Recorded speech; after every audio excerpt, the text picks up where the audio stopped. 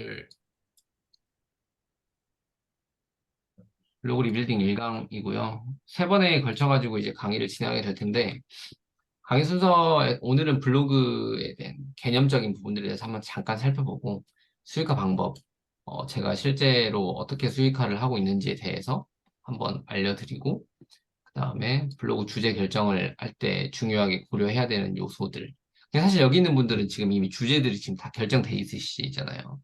컬럼비님이랑 존님은 경제 분야이시고, 형다클리님은 이제 본인의 그 직업과 관련된 부분이기 때문에 주제가 어느 정도 결정되어 있으시지만, 뭔가 다른 분들도 보니까 다 마찬가지네요. 그럼 요 부분은 이제 가볍게 짚고 넘어가고, 그 다음에 블로그 알고리즘에 대해서 한번 이해를 해보는 시간을 갖도록 하겠습니다. 오늘은 여기까지 하고, 여기까지는 이제 이론적인 부분들이 강한 거고, 내일부터랑 해가지고는 실질적으로 이제 우리가 해야 되는 것들에 관련돼가지고 하나씩 이제 설명을 좀 더 드릴 예정입니다. 오늘은 이론을 좀 공부를 해보도록 할게요. 블로그란 무엇인가? 엄청 개념적이죠. 근데 그래도 내가 블로그를 본격적으로 시작하려고 하는 사람으로서 블로그가 뭔지는 알아야 되겠죠. 이게 원피스라는 또 남성분들이셔가지고, 원피스라는 애니메이션을 알지 모르겠는데, 이 로그포스라는 게 있죠. 이 로그가 뭐 기록하다라는 건데, 그래서 블로그가 이 어원, 이거랑 연관이 있거든요. 근데 블로그는 웹 플러스 로그의 줄임말입니다. 좀 신기하죠? 근데 왜 불이라는 글자가 나왔는지는 잘 모르겠어요. 근데 웹 플러스 로그를 블로그라고 하는데, 그러니까 단순히 생각하면 웹에다가 로그를 남기는 행위거든요. 그러니까 온라인생에다가 뭔가 기록을 남기는 행위를 블로그의 활동이라고 생각을 하시면 될 것 같아요. 그러니까 정해진 양식이 없어가지고 굉장히 다양한 형태로 이제 운영이 가능한 거죠, 블로그가. 근데 이제 뭐 보시면 되고, 블로그가 이제 지금 여러 가지 SNS 플랫폼들이 있잖아요. 인스타도 있고요. 사진이 위주로 되는 인스타, 영상이 위주로 되는 유튜브, 그리고 블로그는 글이 기반이 되는 플랫폼인데, 저는 이제 세 개 다 운영을 같이 하고 있는데, 각각이 가지고 있는 그 플랫폼적인 특성과 강점들이 다 있거든요. 근데 거기서 이제 저는 블로그를 가장 먼저 시작해서 블로그에 대해서 좀 애착이 더 강한지는 모르겠는데, 블로그라는 게 저는, 어, 이 사진으로 전달하는 인스타랑 영상으로 전달하는 유튜브의 한 중간 정도라고 생각을 하는데, 난이도 측면에서도 한 중간 정도 되는 것 같고, 그 다음에 표현적인 부분에서도 좀 중간 정도 된다고 생각을 해요. 난이도는 인스타는 가장 쉽죠. 사진만 이렇게 올리고 글 짧게 뭐 써가지고 이렇게 올리면 되니까. 트위터도 비슷하고요. 근데 유튜브는 영상을 만들어야 되니까 진입 장벽이 좀 높다고 할 수 있겠죠. 블로그는 이제 글을 쓰는 거는 영상을 만드는 것보다는 쉽고 사진으로 그냥 올리는 것보다는 좀 어렵고 중간 정도가 된다라고 생각이 드는 거죠. 그다음에 이제 어떤 내가 가지고 있는 생각을 전달하는 측면에 있어가지고는 사진보다는 글이 효과적이고, 이제 요즘에 사람들은 가시적인 거를 좋아하니까 영상이 좀 더 효과적일 수는 있다라고 생각은 해요. 네, 그래서 블로그가 이제 모든 것에서 이 여러 가지 플랫폼 중에서 한 중간적인 위치를 차지하고 있다라고 생각을 하는데, 제가 블로그가 정말 좋은 플랫폼이라고 생각하는 이유는 글을 쓰기 때문이거든요. 글을 쓰는 플랫폼이라서 그렇다고 생각을 하는데, 이게 이론적인 거지만, 그, 하버드의 글쓰기 특강이라는 그 책에 이런 말이 나오는데, 쓰기와 생각은 불가분의 관계고, 좋은 생각에는 좋은 글쓰기가 필요하다라는 말이 나와요. 이게 이제 그런 의미인 거죠. 그러니까 내가 아무리 좋은 생각을 가지고 있어도, 이거를 글로 써보는 거랑 생각으로 가지고 있는 거랑은 다른 거죠. 이 생각을 글로 풀어서 다른 사람들한테 설명을 시키고 이해를 시켜야 되면은, 이 그냥 단순히 생각만 가지고 있는 거랑 이걸 글로 표현해가지고 전달하려고 하는 거랑 엄청난 그 차이가 있을 수밖에 없다라는 거예요. 그래서 자꾸 내 생각을 글로 전달하려는 이 활동을 하다 보면은 뇌가 굉장히 이제 활성화가 되고 생각이 더 정리가 되고 논리정연하게 되고, 그렇게 되면은 이제 말도 잘하게 되는 거죠. 설득을 더 잘하게 되는 거예요, 다른 사람들을. 그래서 이제 그 책을 읽고 글을 쓰는 거가 굉장히 중요하다고 얘기를 많이 하는 이유가 여기 있다고 생각하거든요. 그래서 글을 쓰게 되면은 사고력이 높아지고, 논리력이 강해지고, 그다음에 표현력도 풍부해지고, 그다음에 남겨놓는 거니까 기록도 가능하다라는 거죠. 내가 이때 가지고 있었던 생각과 감정들, 이런 것들을 기록하는 부분에 있어서도 훨씬 좋다라는 생각이 들어요. 영상을 만들기에는 부담스럽고, 사진만으로만 남기기에는 좀 기억이 왜곡될 수 있는 거거든요. 그래서 이 글이 가지는 장점이 있는데, 그거가 글이 메인이 되는 플랫폼이 블로그여가지고, 블로그는 굉장히 강점이 있다. 그래서 제가 이제 2년 반 동안 블로그를 운영을 해보니, 이 블로그가 제가 생각하는 가장 좋은 게 이거였거든요. 블로그가 성장을 해요. 그래서 돈을 벌어다 줘요. 근데 그게 곧 나의 성장이 되어 있더라고요. 글을 이제 2,000개, 2,000개, 2,400개 이렇게 쓰다 보니까 제가 이제 어느 정도 성장해 있는 거예요. 경제 분야에서 성장해 있는 사람이 되어 있다는 걸 보면서 참 신기하다는 생각을 했어요. 처음에는 이런 목적을 가지고 블로그를 한 건 아니었는데 2년 반 동안 하고 나니까 되돌아보니까 그렇더라고요. 근데 물론 차이가 있을 수는 있겠죠. 근데 내가 만약에 인스타를 2년 반 동안 했다. 내가 유튜브를 2년 반 동안 했다. 라고 생각을 하면은 내가 블로그를 2년 반 동안 한 것만큼 나의 어떤 내적인 성장을 가져갈 수 있었을까? 아닐 것 같다라는 생각이 들더라고요, 저는. 물론 그 플랫폼에 대해서 잘 모르지만 이게 맞다 틀리다라고 얘기할 수는 없지만 아닐 것 같다라는 생각이 들어요. 그래서 저는 블로그를 굉장히 좋아하거든요. 블로그를 이제 일단 좋은 플랫폼인 건 맞고 블로그를 왜 운영하는지에 대해서 이제 목적을 명확히 할 필요가 있다고 저는 생각을 해요. 예를 들면 취미나 기록 목적으로 하려고 하는 거라면 사실은 여러분이 비용을 지불하고 이 교육을 듣고 있지는 않겠죠. 그냥 내 일기 쓰듯이 쓰면 되는 거니까. 그거에 대해서 정답이 어디 있겠어요? 자기가 남기고 싶은 대로 남기면 되는 거니까. 이렇게 하면은 그냥 스트레스 받지 않고 그냥 일기장 형태로 사용할 수 있는 거고요. 근데 내가 이제 돈을 벌려고 한다. 블로그를 통해 가지고 돈을 벌려고 한다. 그러면 이제 돈이라는 게 목적이 되면은 어떻게 돈을 벌 수 있는 거지? 라는 방법을 알아야 되고 그 방법을 위해서는 내가 지금 무엇을 해야 되는 거지? 이제 탑다운 형식으로 거꾸로 지금 내가 해야 되는 일들이 나오는 거죠. 근데 어떤 방식으로 블로그를 운영해 나가야 되는지도 알게 되고요. 그래서 이제 이런 돈이 대부분 이제 돈이 기반으로 돈에 대한 생각을 가지고 계신 거고 여기 있는 분들도 대부분 그러실 거고요. 근데 이제 자기 성장의 매체로도 활용을 할 수도 있어요. 그냥 일기 형식으로 기록하는 것보다는 나의 생각과 철학을 계속 작성을 하면서 이것도 돈이랑 연관될 수도 있는데 궁극적으로는 사람들을 이제 모으는 거죠. 나의 영향력을 강화시키는 거죠.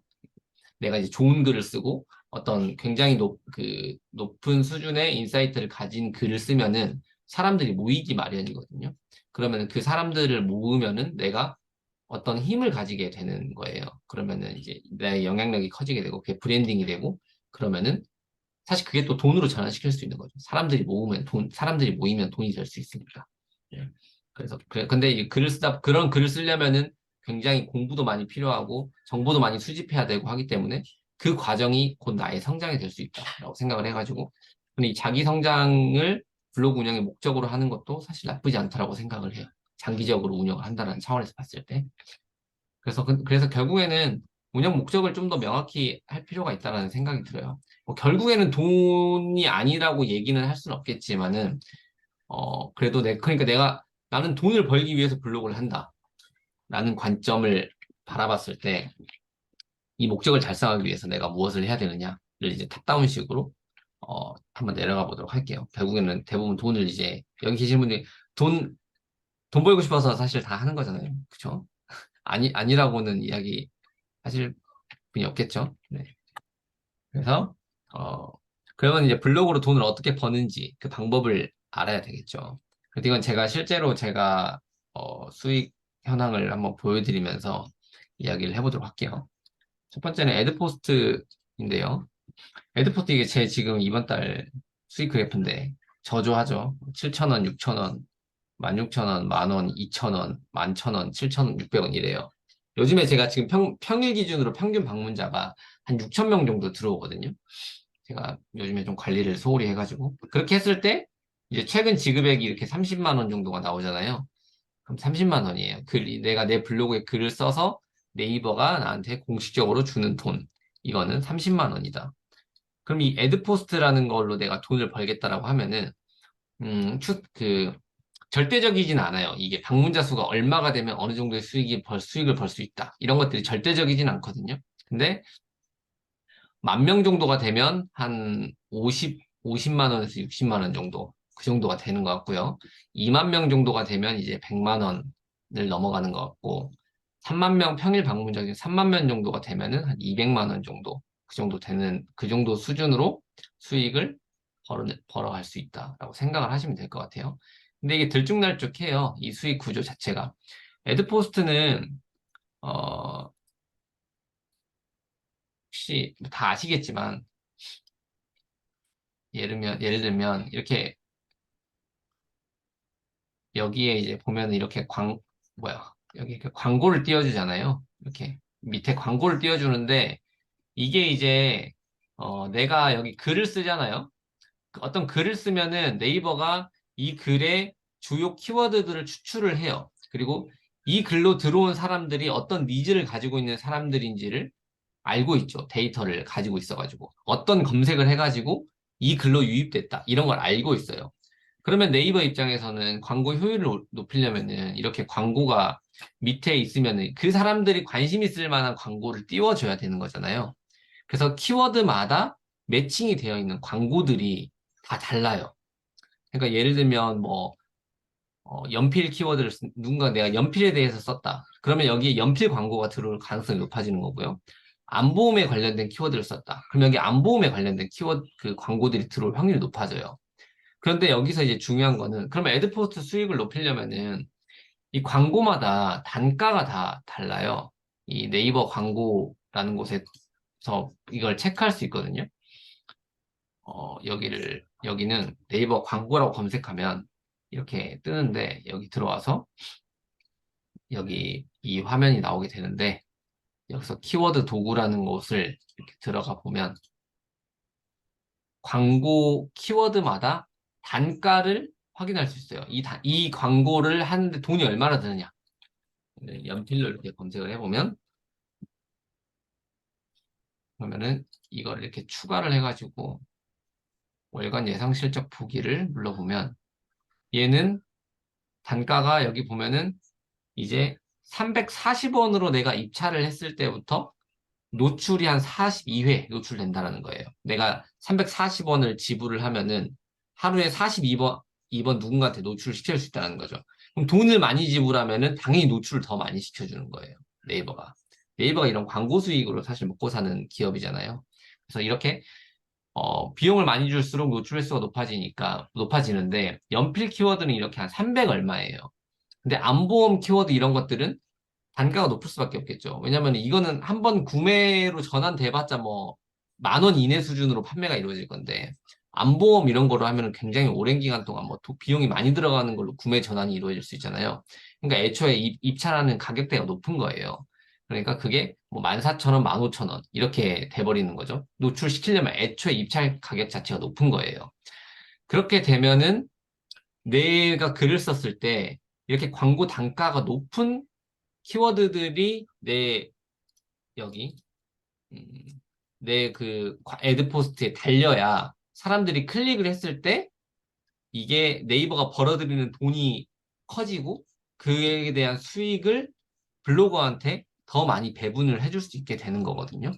그렇기 때문에 이게 내가 애드 포스트 수익으로 이거를 하고 싶다라고 하면은 이거 키워드까지 이렇게 광고를 분석해가지고 할 수도 있는데 그렇게까지 하면은 블로그 운영이 굉장히 이제 어려워지고 복잡해지고 하기 때문에 그 정도 수준까지 하기에는 굉장히 좀 어렵다라고 생각을 하시면 될 것 같아요. 그러니까 애드포스트 수익으로 내가 엄청난 소득을 올리겠다라고 생각하면은 디지털 노가다가 될 수밖에 없습니다. 왜냐면 글을 굉장히 꾸준히 발행을 해야 돼요. 엄청나게 많이.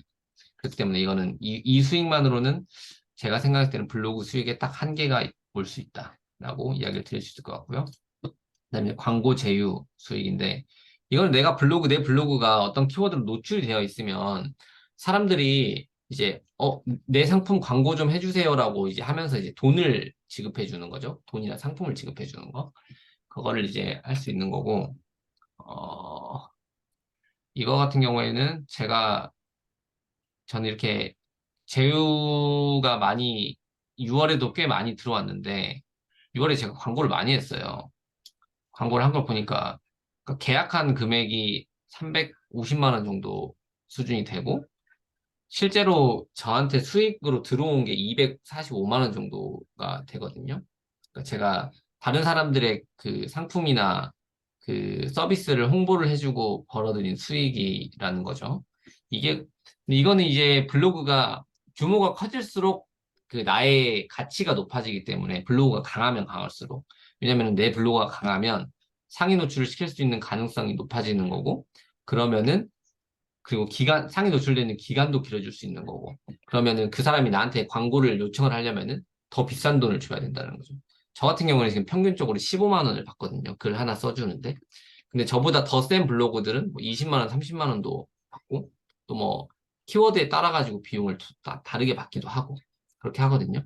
근데 이거는 내가, 어, 단기적으로 이렇게 폭발적으로 할 수는 없고요. 저도 이게 오랜 기간 동안 이제 해오다 보니까 광고 사랑도 이제 이렇게 이 네트워크가 생기고 그러다 보니까 이런 것들이 수익이 커지는데 이 수익이 저의 경우에는 이 가장 큰 수익이에요. 블로그로 지금 현재 벌어들이고 있는 수익 중에 이런 것들을 할 수 있다. 내 블로그를 일종의 온라인 건물이라고 생각했을 때 이 사람들한테 세를 내주는 개념인 거죠. 내 블로그를 통해서 홍보를 하라고.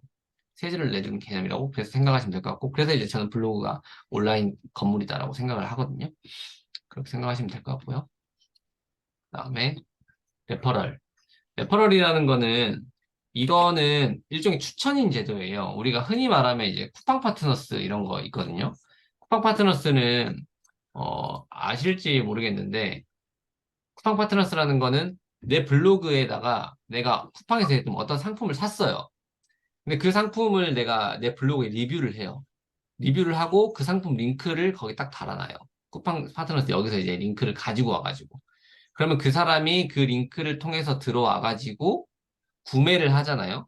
그럼 그 구매 금액의 예를 들면 3%를 이 링크를 단 사람한테 줘요. 예를 들면 100만 원을 구입했다. 뭐 노트북 같은 거를 내가 리뷰를 해가지고 거기에 링크를 달았는데 그 사람이 100만 원을 구매했다. 그러면 3%니까 나한테 3만 원이 떨어진다라는 거죠. 이런 식으로 해가지고 이걸 이제 레퍼럴이라고 하는데 추천인 일종의 그러니까 그리고 또 어떤 사람들이 다른 사람들이 쿠팡 수익 파트너스의 수익화 구조가 두 개인데 아까 그렇게 해가지고 누군가 클릭해가지고 내 링크로 넘어와서 뭔가 활동을 했을 때 나한테 소득이 떨어지는 거 그리고 또 한 가지는 이 아이디가 있는데 누군가가 쿠팡 파트너스로 가입을 할 때 나의 아이디를 추천인 아이디로 입력을 해주고 가입을 해요. 그럼 그 사람이 벌어들이는 수익의 일부를 나한테 줘요. 이게 이제 레퍼럴 추천인을 입력해주면은 내가 돈을 준다. 이런 개념이거든요. 요즘에 이제 잘 활성화되는 게 코인 거래소예요. 코인 거래소. 코인 거래소가 레퍼럴 활동을 많이 해가지고 그 회원 가입을 할 때 누군가 아이디를 적어주고 가입을 하고 그 사람이 할 때마다 수수료가 발생하잖아요. 이 수수료의 일부를 그 추천 받은 사람한테 계속 줘요. 그래서 이 코인 거래소가 코인 레퍼럴을 잘 하시는 분들이 돈을 엄청 벌어요.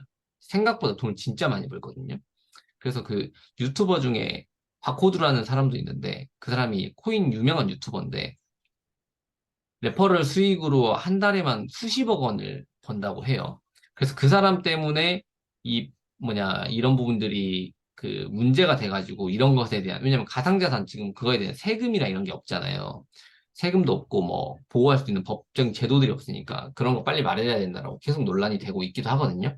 그러니까 이것도 사실 잘 활용하면은 수익화를 굉장히 빠르게 폭발적으로 할 수 있는 것 중에 하나입니다. 근데 요거를 이제 그러면은 뭐 활용하는 방법은 사실 여러 가지가 있는데 이런 거죠. 그러니까 누군가가 레퍼럴이 뭔지 궁금해가지고 검색을 했어요. 이렇게 레퍼럴 뜻이 뭐지?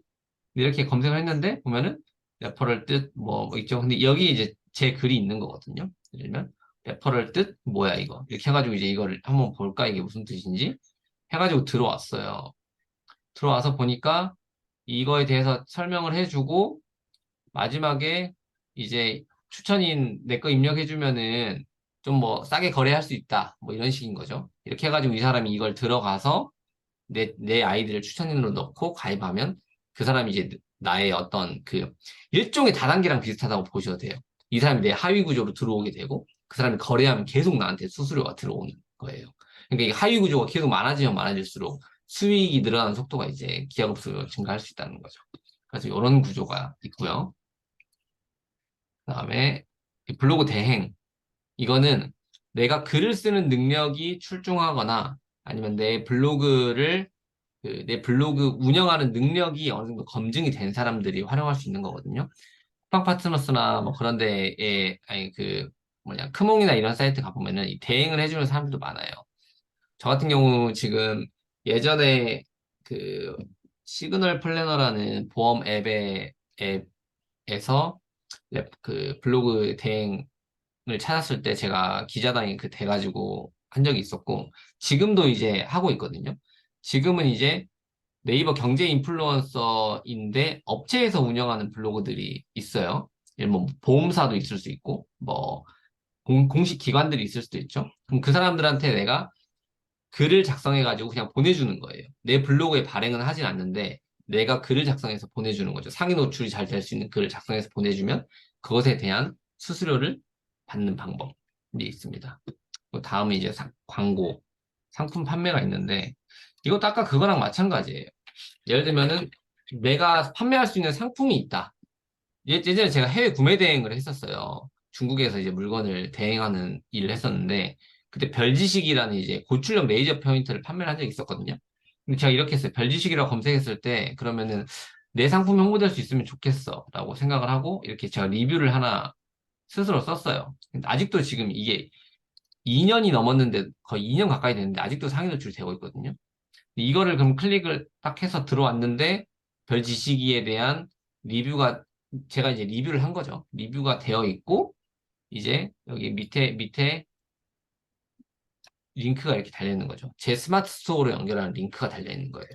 그럼 이게 뭐가 되냐면은 내 블로그가 내 상품에 내 상품을 홍보할 수 있는 광고 채널이 될 수 있는 거죠. 내가 판매할 수 있는 상품이 있을 경우에.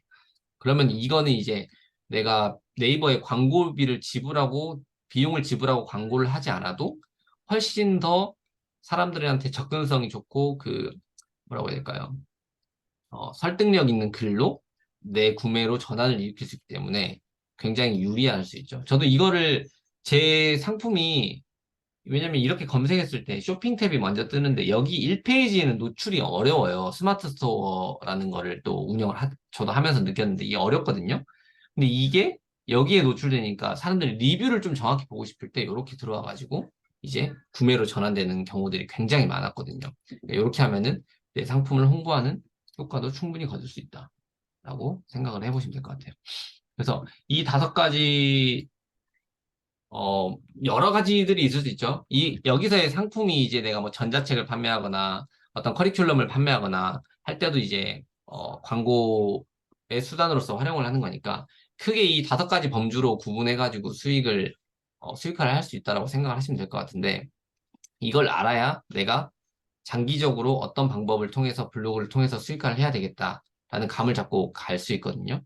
처음에는 그러니까 순서도 이거랑 비슷하다고 생각하시면 될 것 같아요. 애드포스트가 가장 기본적이고, 그 다음에 이제 바로 쉽게 생각할 수 있는 게 이제 광고 및 제휴. 이거는 뭐, 레뷰나 이런, 사이트들이 있어요. 블로그 체험단을 할 수 있는. 내가 신청을 해가지고, 저 이거 홍보해주고 이 물건을 받고 싶어요. 이렇게 해서 내가 신청할 수 있는 사이트들이 있거든요.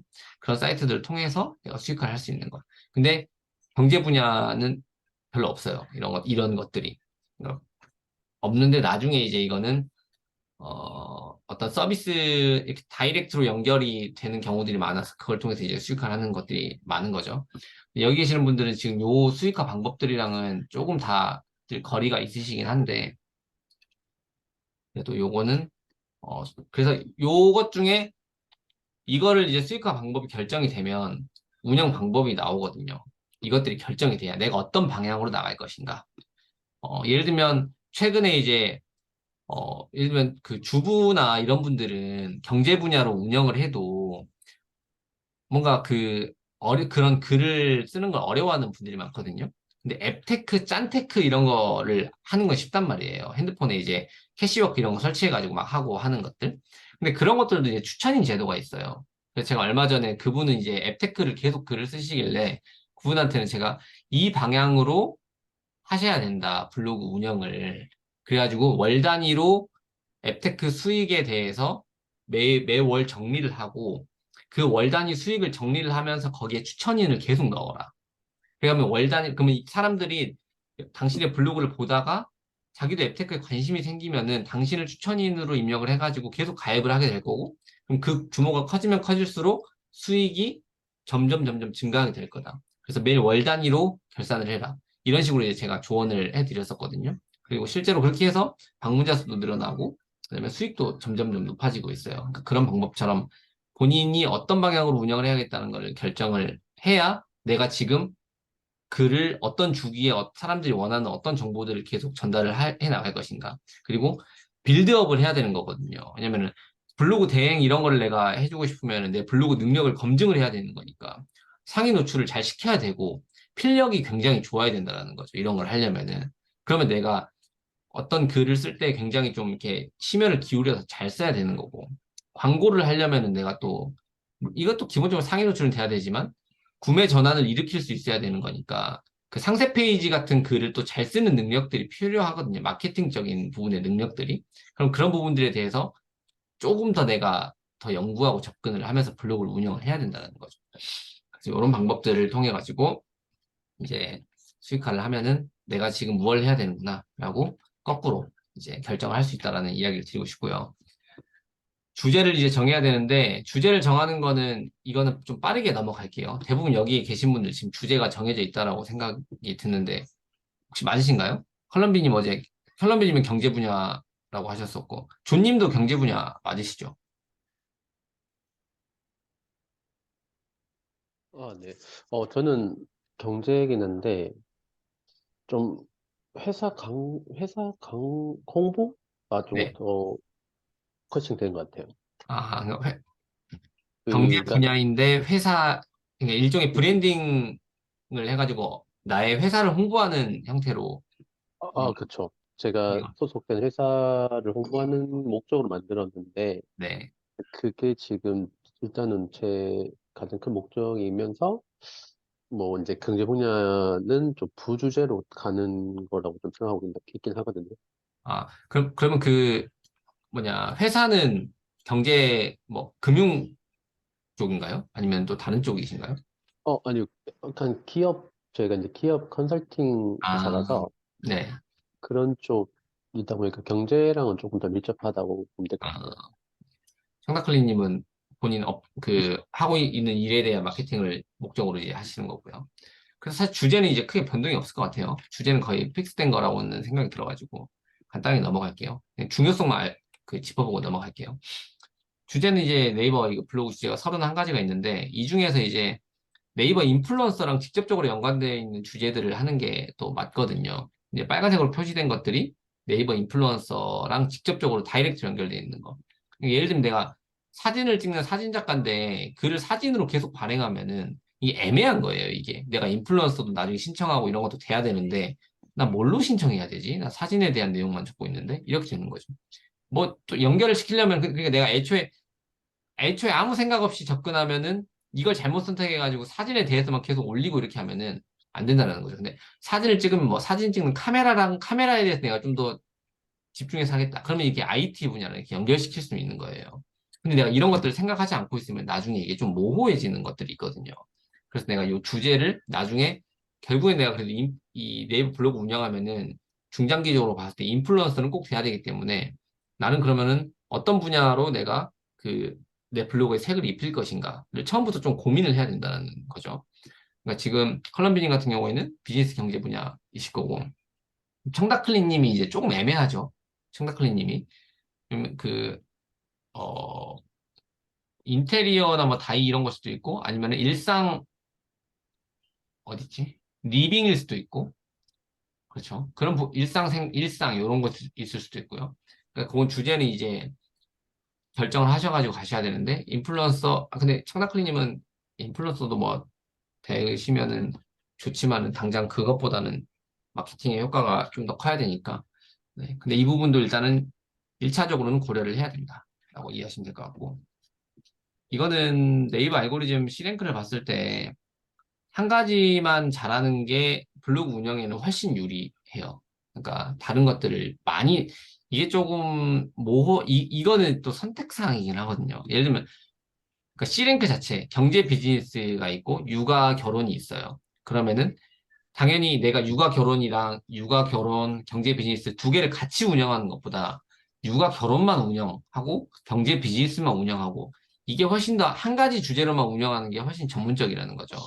근데 이제 여기서 아까 그 31개의 주제 중에서 이 주제 중에서 내가 예를 들면 경제 비즈니스 주제 중에서도 또 세분화 되잖아요. 경제 분야도 주식도 있고 부동산도 있고 코인도 있고 뭐 정책도 있고 복지 뭐 고용 뭐 이런 게 엄청 많아요. 그럼 그 중에서도 내가 한 가지 분야로만 집중을 할 것인가? 에 대한 관점도 생각을 해봐야 되긴 하거든요. 근데 이게 내가 만약에 단기적으로 인플루언서나 이런 게 되는 게 목적이다. 그렇게 하면은 그 분야만 파는 게 훨씬 좋고요. 근데 나는 일단 블로그가 그 빠르게 성장을 하고 방문자 수나 이런 것들을 좀 늘리는데 내가 집중을 하고 싶다. 그러면은 좀 다양한 주제들을 다룰 필요가 있어요. 왜냐면 그렇게 해야 좋은 키워드가 많아져가지고 거기서 좋은 키워드를 내가 뽑아내서 글을 쓰면서 상위 노출을 시키고 그 다음에 내 블로그에 방문자 수를 많이 만들어내고 그 사람들이 또 내 글에 반응을 보여줘가지고 블로그가 이제 전반적으로 좋은 상태가 되는 거거든요. 그러니까 이게 한 가지 주제로 그러니까 세밀하게 운영하면은 인플루언서 되는 데는 좀 유리한데 그러니까 범위를 좁혀서 운영하면 근데 내가 블로그를 빨리 키우고 싶거나 방문자 수를 빨리 만들어내고 싶으면은 그 한 가지 주제 내에서 다양한 세부 카테고리를 조금 운영을 할 필요가 있다. 그래야 키워드가 많아지니까. 네. 그런 관점으로 이해를 하셔야 될 것 같아요. 어, 그리고 이거는 C랭크 이건 이따가 설명드릴게요. 네이버 알고리즘 상으로도 여기 보면 문서의 주제를 분류하고 주제에 대한 집중도를 계산을 해요. 네이버에서. 그러니까 주제가 다양한 걸 운영하면 당연히 집중도가 떨어지니까 전문적이지 않은 신뢰도가 낮은 블로그로 이해를 한다는 거거든요. 그래서 그럼 이런 부분까지 고려해야 되고 그다음에 인플루언서 조건 나중에 인플루언서가 우리가 된다라고 생각했을 때 여기 보면 딱 명확히 나와 있죠. 특정 주제를 꾸준히 전문성 있는 컨텐츠를 꾸준히 발행을 해야 된다. 그러니까 주제가 좁으면 좁을수록 깊이 있을 수밖에 없으니까 그런 부분에 있어가지고는 이게 훨씬 유리하다라고 생각을 하시면 될 것 같아요. 그리고 배우님 안녕하세요. 네, 안녕하세요. 네. 그래서 이 네이버 인플루언서를 단기적으로 내가 목표를 하고 있다라면은 그러니까 주제를 완전히 좁혀가지고 그 분야에 대한 진짜 깊이 있는 이야기들을 많이 해내야 경쟁력을 가지고 인플루언서에 선정이 될 수 있다. 근데 그렇게 한 가지 주제를 운영하면 키워드 풀 자체가 적어지니까 방문자 수는 많이 만들어지지 않을 거다. 그러니까 이건 선택을 해야 된다라고 얘기를 드릴 수 있을 것 같고요. 그다음에 이것도 비슷한 말입니다. 그러니까 당연히 세 개를 동시에 운영하는 사람보다 한 가지를 운영하는 사람이 훨씬 더 유리할 수밖에 없다라는 거고요. 그다음에 그러면 내가 주제를 선택할 때는 시장의 크기도 고려해야 되고 시장이 작은 도서 분야로 운영하면은 경쟁자가 적으니까 내가 빨리 성장할 수 있겠죠. 근데 뭐 경쟁자가 많은 뭐 푸드 분야로 운영한다. 그러면 트래픽은 많이 검색자들은 굉장히 많을 건데 내가 경쟁이 너무 강하기 때문에 내가 진짜 열심히 뭔가 디테일하게 막 그 틈새 시장을 파고들지 않으면은 그 시장을 지배하는 건 좀 어려울 수 있다라는 거죠. 그래서 이런 부분들을 생각을 해야 되고 아까 말했던 처음에 말씀드렸던 수익화 방법을 어떤 걸로 할 거냐에 따라서 또 주제도 선택을 해야 되고 그러니까 예를 들면 육아 블로그를 운영하는 사람은 수익화가 가장 먼저 육아용품을 협찬받는 이런 식으로 이루어질 건데 그리고 경제 블로그 같은 경우에는 물건을 제공해 줄 수 있는 게 없으니까 서비스에 대한 내용이 대부분이니까 이런 것들 물품이 제공받지 않는 대신 원고료로 지급되는 형태로 이제 많이 이루어지니까 근데 이거는 수익화는 속도는 느리겠죠 이게 근데 이거는 속도는 엄청 빨라요 근데 그 넥스트 스텝으로 가는 게 너무 어렵다라는 거죠 근데 얘는 속도는 느린데 한 번 이제 넘어서면은 그 이후부터는 뭔가 현금 수익을 만들 수 있다라는 거 그런 부분들을 고려해가지고 수익화 방법을 고려하셔야 되고 그 다음에 세 번째는 관심사인데 저는 이것도 굉장히 중요한 요소라고 생각을 하거든요. 내가 잘하는 것을 할 거냐, 하고 싶은 것을 할 거냐예요. 근데 여기는 지금 또 그 마케팅 부분적인 부분 생각하시는 분들이 많으니까 결국에는 이제 해야 하는 것을 하는 거죠. 내가 필요에 의해서 하는 건데 그러니까 예를 들어 컬럼비님 같은 경우에는 경제 분야로 이제 운영하신다고 했을 때 초기 운영이 어려우실 수 있을 거예요. 왜냐면 경제는 일단 내가 경제에 대한 공부를 하지 않았다고 하면은 허들이 높다라고 생각을 해가지고 처음에 글 쓰는 게 굉장히 어려울 수 있거든요. 왜냐면 다른 사람한테 내가 이걸 설명을 해야 되는데 나도 잘 이해가 안 되는데 설명을 하고 있으면은 막 스트레스 받는단 말이에요. 근데 그게 스트레스가 되기 때문에 공부를 더 많이 할 수밖에 없게 되고 이게 오히려 장기적으로 보면은 내가 성장할 수 있는 그런 밑거름이 되더라고요, 이게. 근데 예를 들면 이건 그러니까 존님이나 그 청다클리님 같은 경우에는 이제 본인의 업무와 연결되어 가지고 이 일을 하는 거잖아요.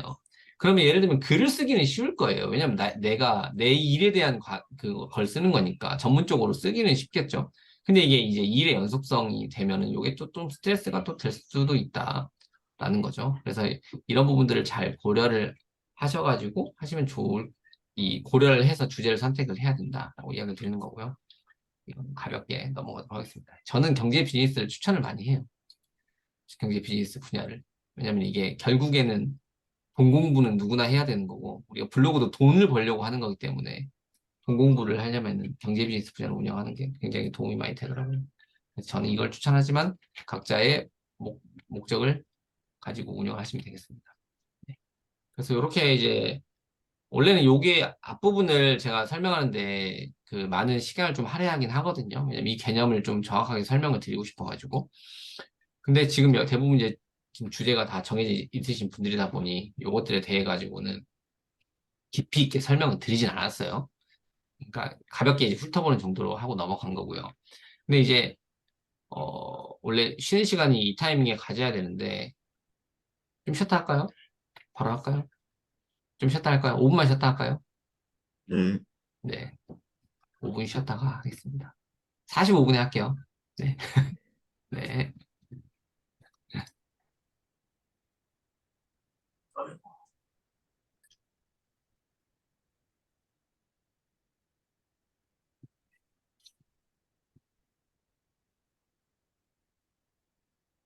이제 아까 블로그 수익화 방법이 이제 5가지가 있다라고 제가 얘기를 드렸잖아요.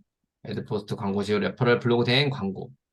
이것들을, 이것들을 통해서 돈을 벌 수 있는 가장 핵심은 뭘까요? 핵심은 뭘까요? 질문입니다. 이것들을 모두 충족시켜 줄 수 있는, 이것들을 증가시켜 줄 수 있는 조건이 뭘까요? 뭐가, 트래픽. 네, 트래픽이죠. 아까 보셨었나? 트래픽. 트래픽을 만들어낼 수 있어야 됩니다. 블로그에 이제 왜냐면은 이게 플랫폼이잖아요. 플랫폼. 플랫폼이라는 게 이제 우리가 잘 알고 있는 그 기차역, 정차역 이런 것들 플랫폼이라고 하는 거잖아요. 그 플랫폼이 장사가 잘 되는 이유는 거기서 이제 상권이 발달하는 이유는 유동인구가 많기 때문이잖아요. 그래서 우리나라에서도 강남이 그 땅값이나 건물값이 이런 게 제일 비싼 거잖아요. 유동인구가 가장 많으니까. 그래서 이제 그 유동인구를 많게 만들어야 왔다 갔다 하는 사람들이 많게 만들어야 내가 거기서도 이제 누군가는 이걸 팔려고 하고 누군가는 저걸 팔려고 하고 그렇기 때문에 왔다 갔다 하는 사람들이 많아져야 돼요. 이 트래픽이 많아져야 된다는 거죠. 그게 이제 결국에는 네이버에서는 이제 방문자잖아요. 방문자 수. 그래서 방문자를 늘리기 위해서는 이 상위 노출시키고 EU 피드, 외부 유입 이 3가지를 통해 가지고 내 블로그로 자꾸 사람들이 왔다 갔다 드나들게 해야 되는데 요것들을 이제 어떻게 해야 되느냐. 그리고 여기서 이제 기본적으로는 상위 노출을 기반으로 했을 때 방문자 수는 가장 빨리 증가할 수밖에 없어요. 왜냐면 이게 시장의 파이가 가장 크니까요. 상위 노출은 예를 들면은 들어올 수 있는 사람의 집단 그 파이가 엄청 크죠. 왜냐면 네이버를 통해서 검색하려는 사람들이 대부분일 테니까요. 근데 이웃피드는 내 블로그에 새 글이 올라왔을 때 내 이웃인 사람들이 내 블로그에 피드에 와 있는 좋은 글을 보고 들어오는 거거든요. 근데 이웃이 내가 통제할 수 있는 거는 5천 명까지고요. 5천 명까지 늘릴 수 있고 그 이상이 되려면은 내가 진짜 좋은 글을 써가지고 사람들이 내 블로그를 구독을 해야 되거든요. 일방적인 이웃을 추가를 해가지고 그러려면은 근데 시간이 엄청 오래 걸려요. 이 이웃이 늘어나려면은 그래서 그러니까 예를 들면 5천 명이면은 검색 나에게 유입될 수 있는 이 시장의 파이가 5천 명밖에 안 되는 거죠. 그럼 이 상위 노출에 비해 가지고는 굉장히 작은 거라고 할 수 있겠죠. 그리고 외부 유입은 우리의 내 글이 어디 다른 곳에 링크가 뿌려졌을 때 그 링크를 본 사람들이 내 블로그로 유입되는 거거든요. 그러면은 이거는 뭐 지인이 있을 수 있고요. 지인들이 있을 수 있고 아니면 내 글을 누군가가 퍼가가지고 그 사람을 통해서 이렇게 들어오는 걸 수도 있거든요. 근데 이거는 EU 피드보다도 더 적겠죠. 그렇기 때문에 우리는 일단은 시장의 파이가 큰 것들부터 공략을 해야 될 수밖에 없는 거고, 그래서 기본적으로 상위 노출을 시킬 수 있는 블로그로 운영을 하는 거를 기반으로 삼아야 된다라고 이야기를 드릴 수 있을 것 같아요. 그래서 상위 노출을 어떻게 시키느냐, 이 방법을 알아야 되고, 방법을 알아야 되는데, 그럼 우리가 이제 이 상위 노출을 시켜주는 주체를 이해를 해야 되잖아요. 그 주체가 누구냐? 네이버잖아요. 어떤 이 글의 랭킹을 매기고, 야, 너 이 글이 제일 좋다, 저 글이 제일 좋다. 랭킹을 매기는 게 네이버란 말이에요. 그러니까 네이버는 어떻게 이 글의 순위를 결정하고, 어떻게 이 사람들한테 결과물을 보여주려고 하는지를 알아야 되는 거죠. 그래야 우리가 그걸 공략을 할 수 있는 거잖아요. 그래서, 근데 네이버는 일단 1차적으로 정말 다행인 거는 좋은 결과물을 자꾸 보여주려고 해요. 왜냐? 그게 네이버 밥줄이니까요. 내가 네이버에서 검색을 했어요. 어떤 키워드로 검색을 했어. 근데 내가 원하는 정보를 찾으려면은 그 엄청나게 서치를 많이 해야 돼요. 그러면 짜증나겠죠. 근데 구글에 가서 검색을 했어. 근데 내가 원하는 정보가 바로 탁 나와요. 그러면 사람들이, 네이버는 광고판이어가지고 하기 싫은데, 나 구글에서 그냥 검색할래. 라고 하죠. 그리고 이제 구글링이라는 표현도 생기고, 네이버의 점유율은 점점점 이제 떨어져 가고 있는 추세잖아요. 그러니까 네이버는 자꾸 사람들이 어떤 키워드를 검색했을 때 정말 좋은 정보를 담은 글들이 상위에 올라올 수 있도록 하기 위해서 네이버는 노력을 하고 있다는 거죠.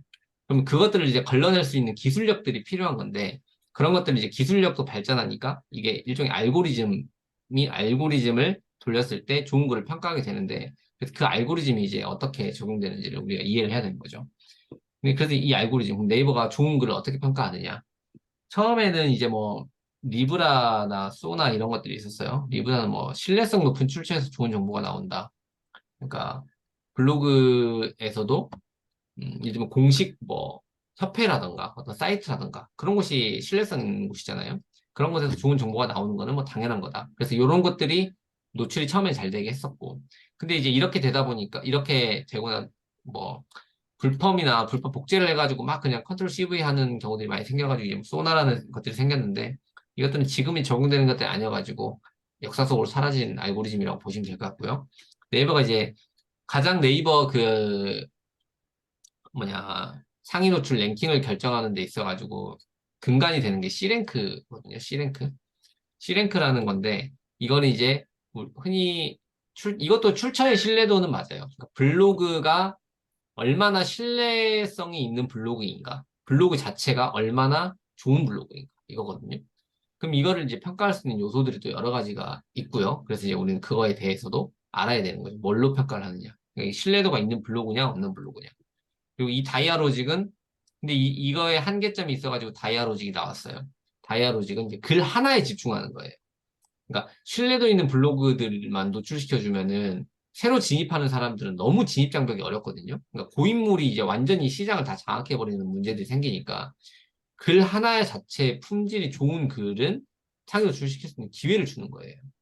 그렇겠죠? 그래서 이제 다이아로직이라는 걸 좀 강화를 했고 그 다음에 이제 뭐 아우라 스마트 블로그 이런 게 나왔는데 요것들은 최근에 이제 반영되고 있는 부분들이고 요것에 대해서는 이따가 설명을 드리면서 그 실제로 보면서 한번 이해를 해볼게요.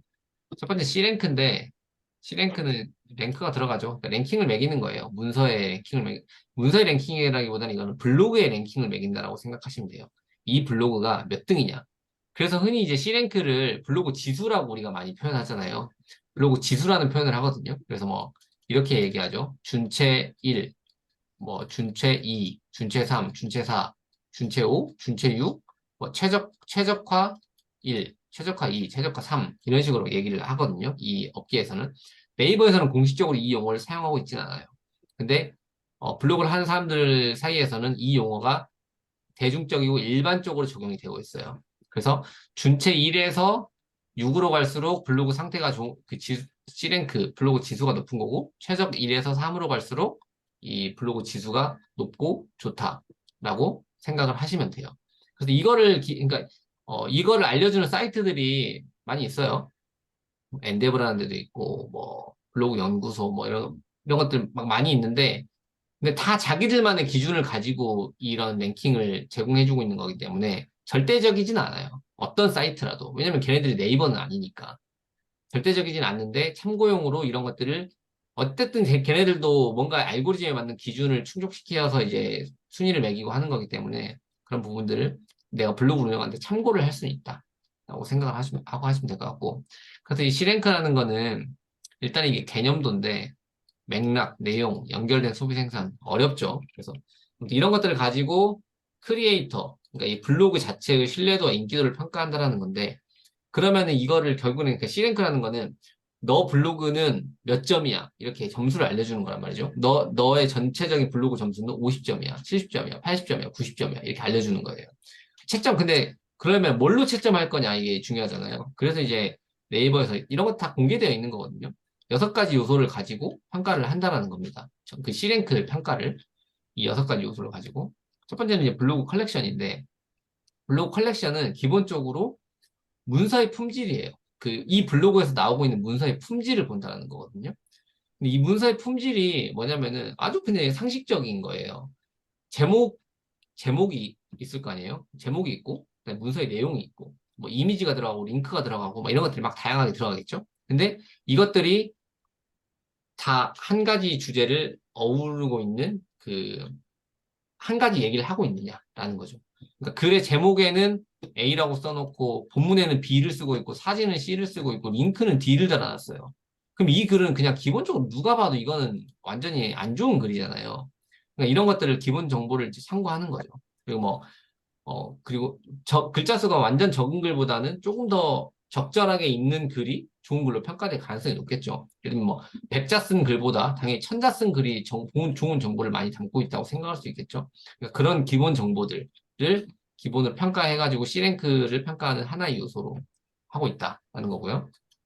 두 번째 네이버 DB인데 이 부분이 이제 조금 명확하지 않아요. 좀 모호한데 두 가지로 생각해 볼 수 있어요. 첫 번째는 인물이나 영화 정보 이런 것들이라고 하는 거는 네이버에서 보유한 컨텐츠 DB. 네이버가 어떤 DB를 가지고 있을까? 아이디에 대한 DB나 이 블로그를 운영하고 있는 사람에 대한 DB를 가지고 있을 수 있거든요.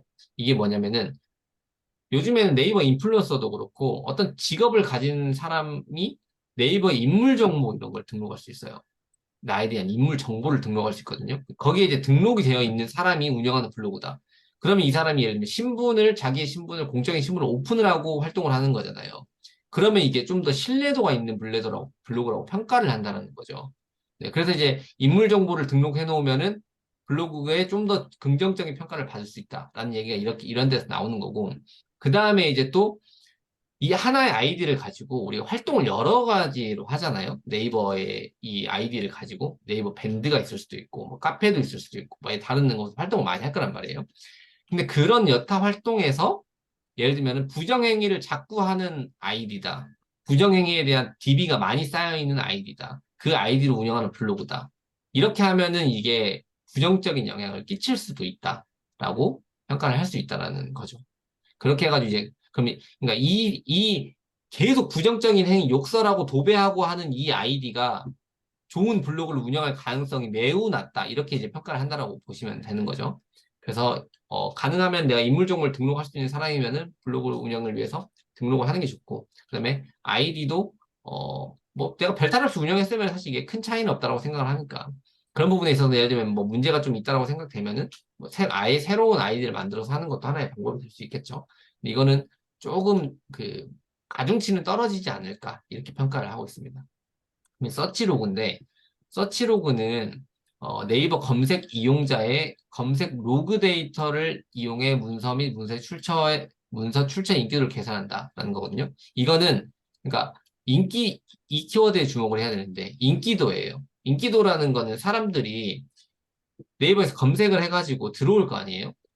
A라는 키워드로 검색을 해가지고 막 서칭을 해요. 이 글도 보고 이 글도 보고 이 글도 봐요. 근데 이 글에서는 예를 들면은 사람이 들어가가지고 딱 보고 글이 개판이어가지고 나왔어요. 이 글도 보니까 별로야. 이 글을 보니까 아 이게 내가 원했던 정보야.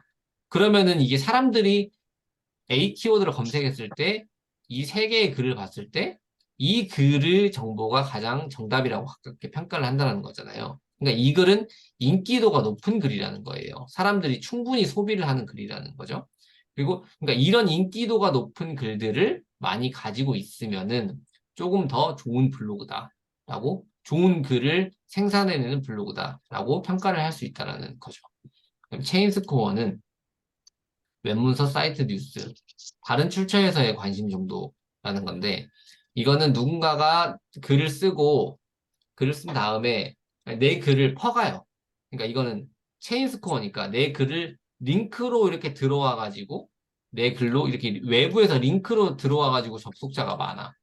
이렇게 되면은 조금 더 신뢰도가 있는 글이라고 생각할 수 있는 거고, 이런 관점은 누군가가 스크랩을 해갔어요. 예를 들면, 내 글을 스크랩을 해가지고, 그 스크랩된 글로 계속 들어와. 그러면은 내 블로그가 뭔가 이 글 자체가 좋다라는 의미가 되고, 블로그가 신뢰도가 있다는 거고, 예를 들면 뉴스나 다른 외부 사이트에서 이 글을 퍼가가지고, 이 글의 출처는 여기다라고 해가지고 링크를 달아서 거기서 들어온다. 그러면 이제 좋은 점수를 받는다라는 거죠. 그래서 이제 이거는 체인 스코어를 그럼 높이려면은 내가 외부에서도 내 글이 많이 유입될 수 있게끔 만들어주는 게 좋거든요.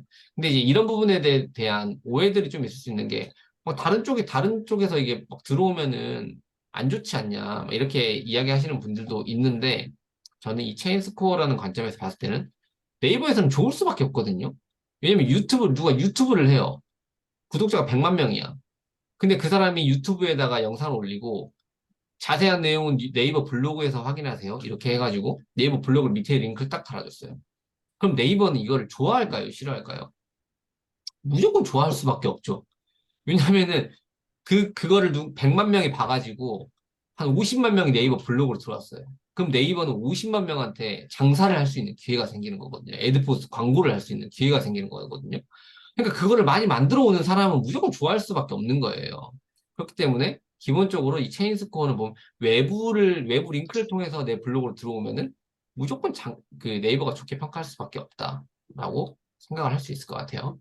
그러니까 블로그 액티비티. 이거는 그러니까 활동성이죠. 얼마나 열심히 활동하는 블로그인지를 본다는 건데, 이것도 여러 가지가 있을 수 있죠.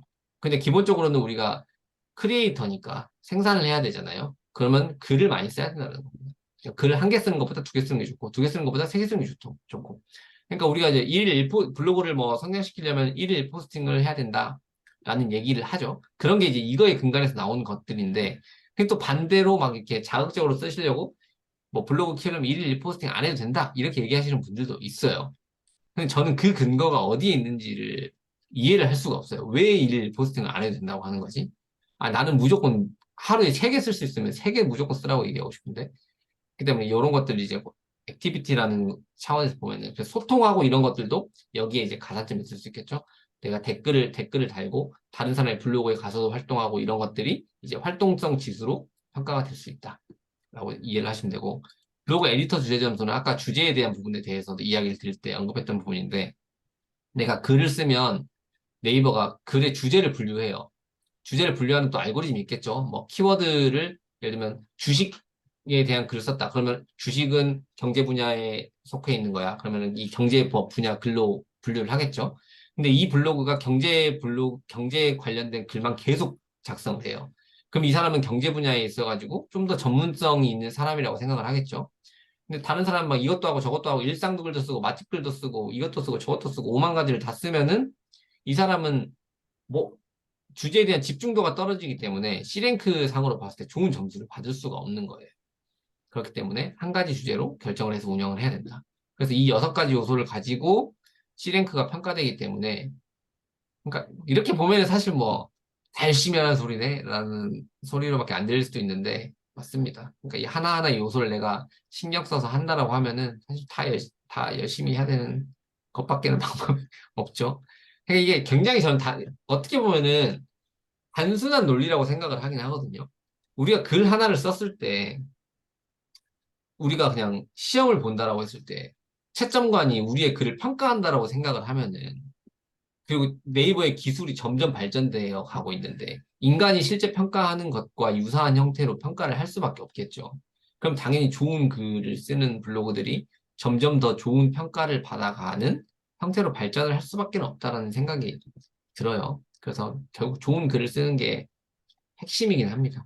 네. 근데 이제 이렇게 어, C랭크를 기반으로 했을 때 문제점이 있어요.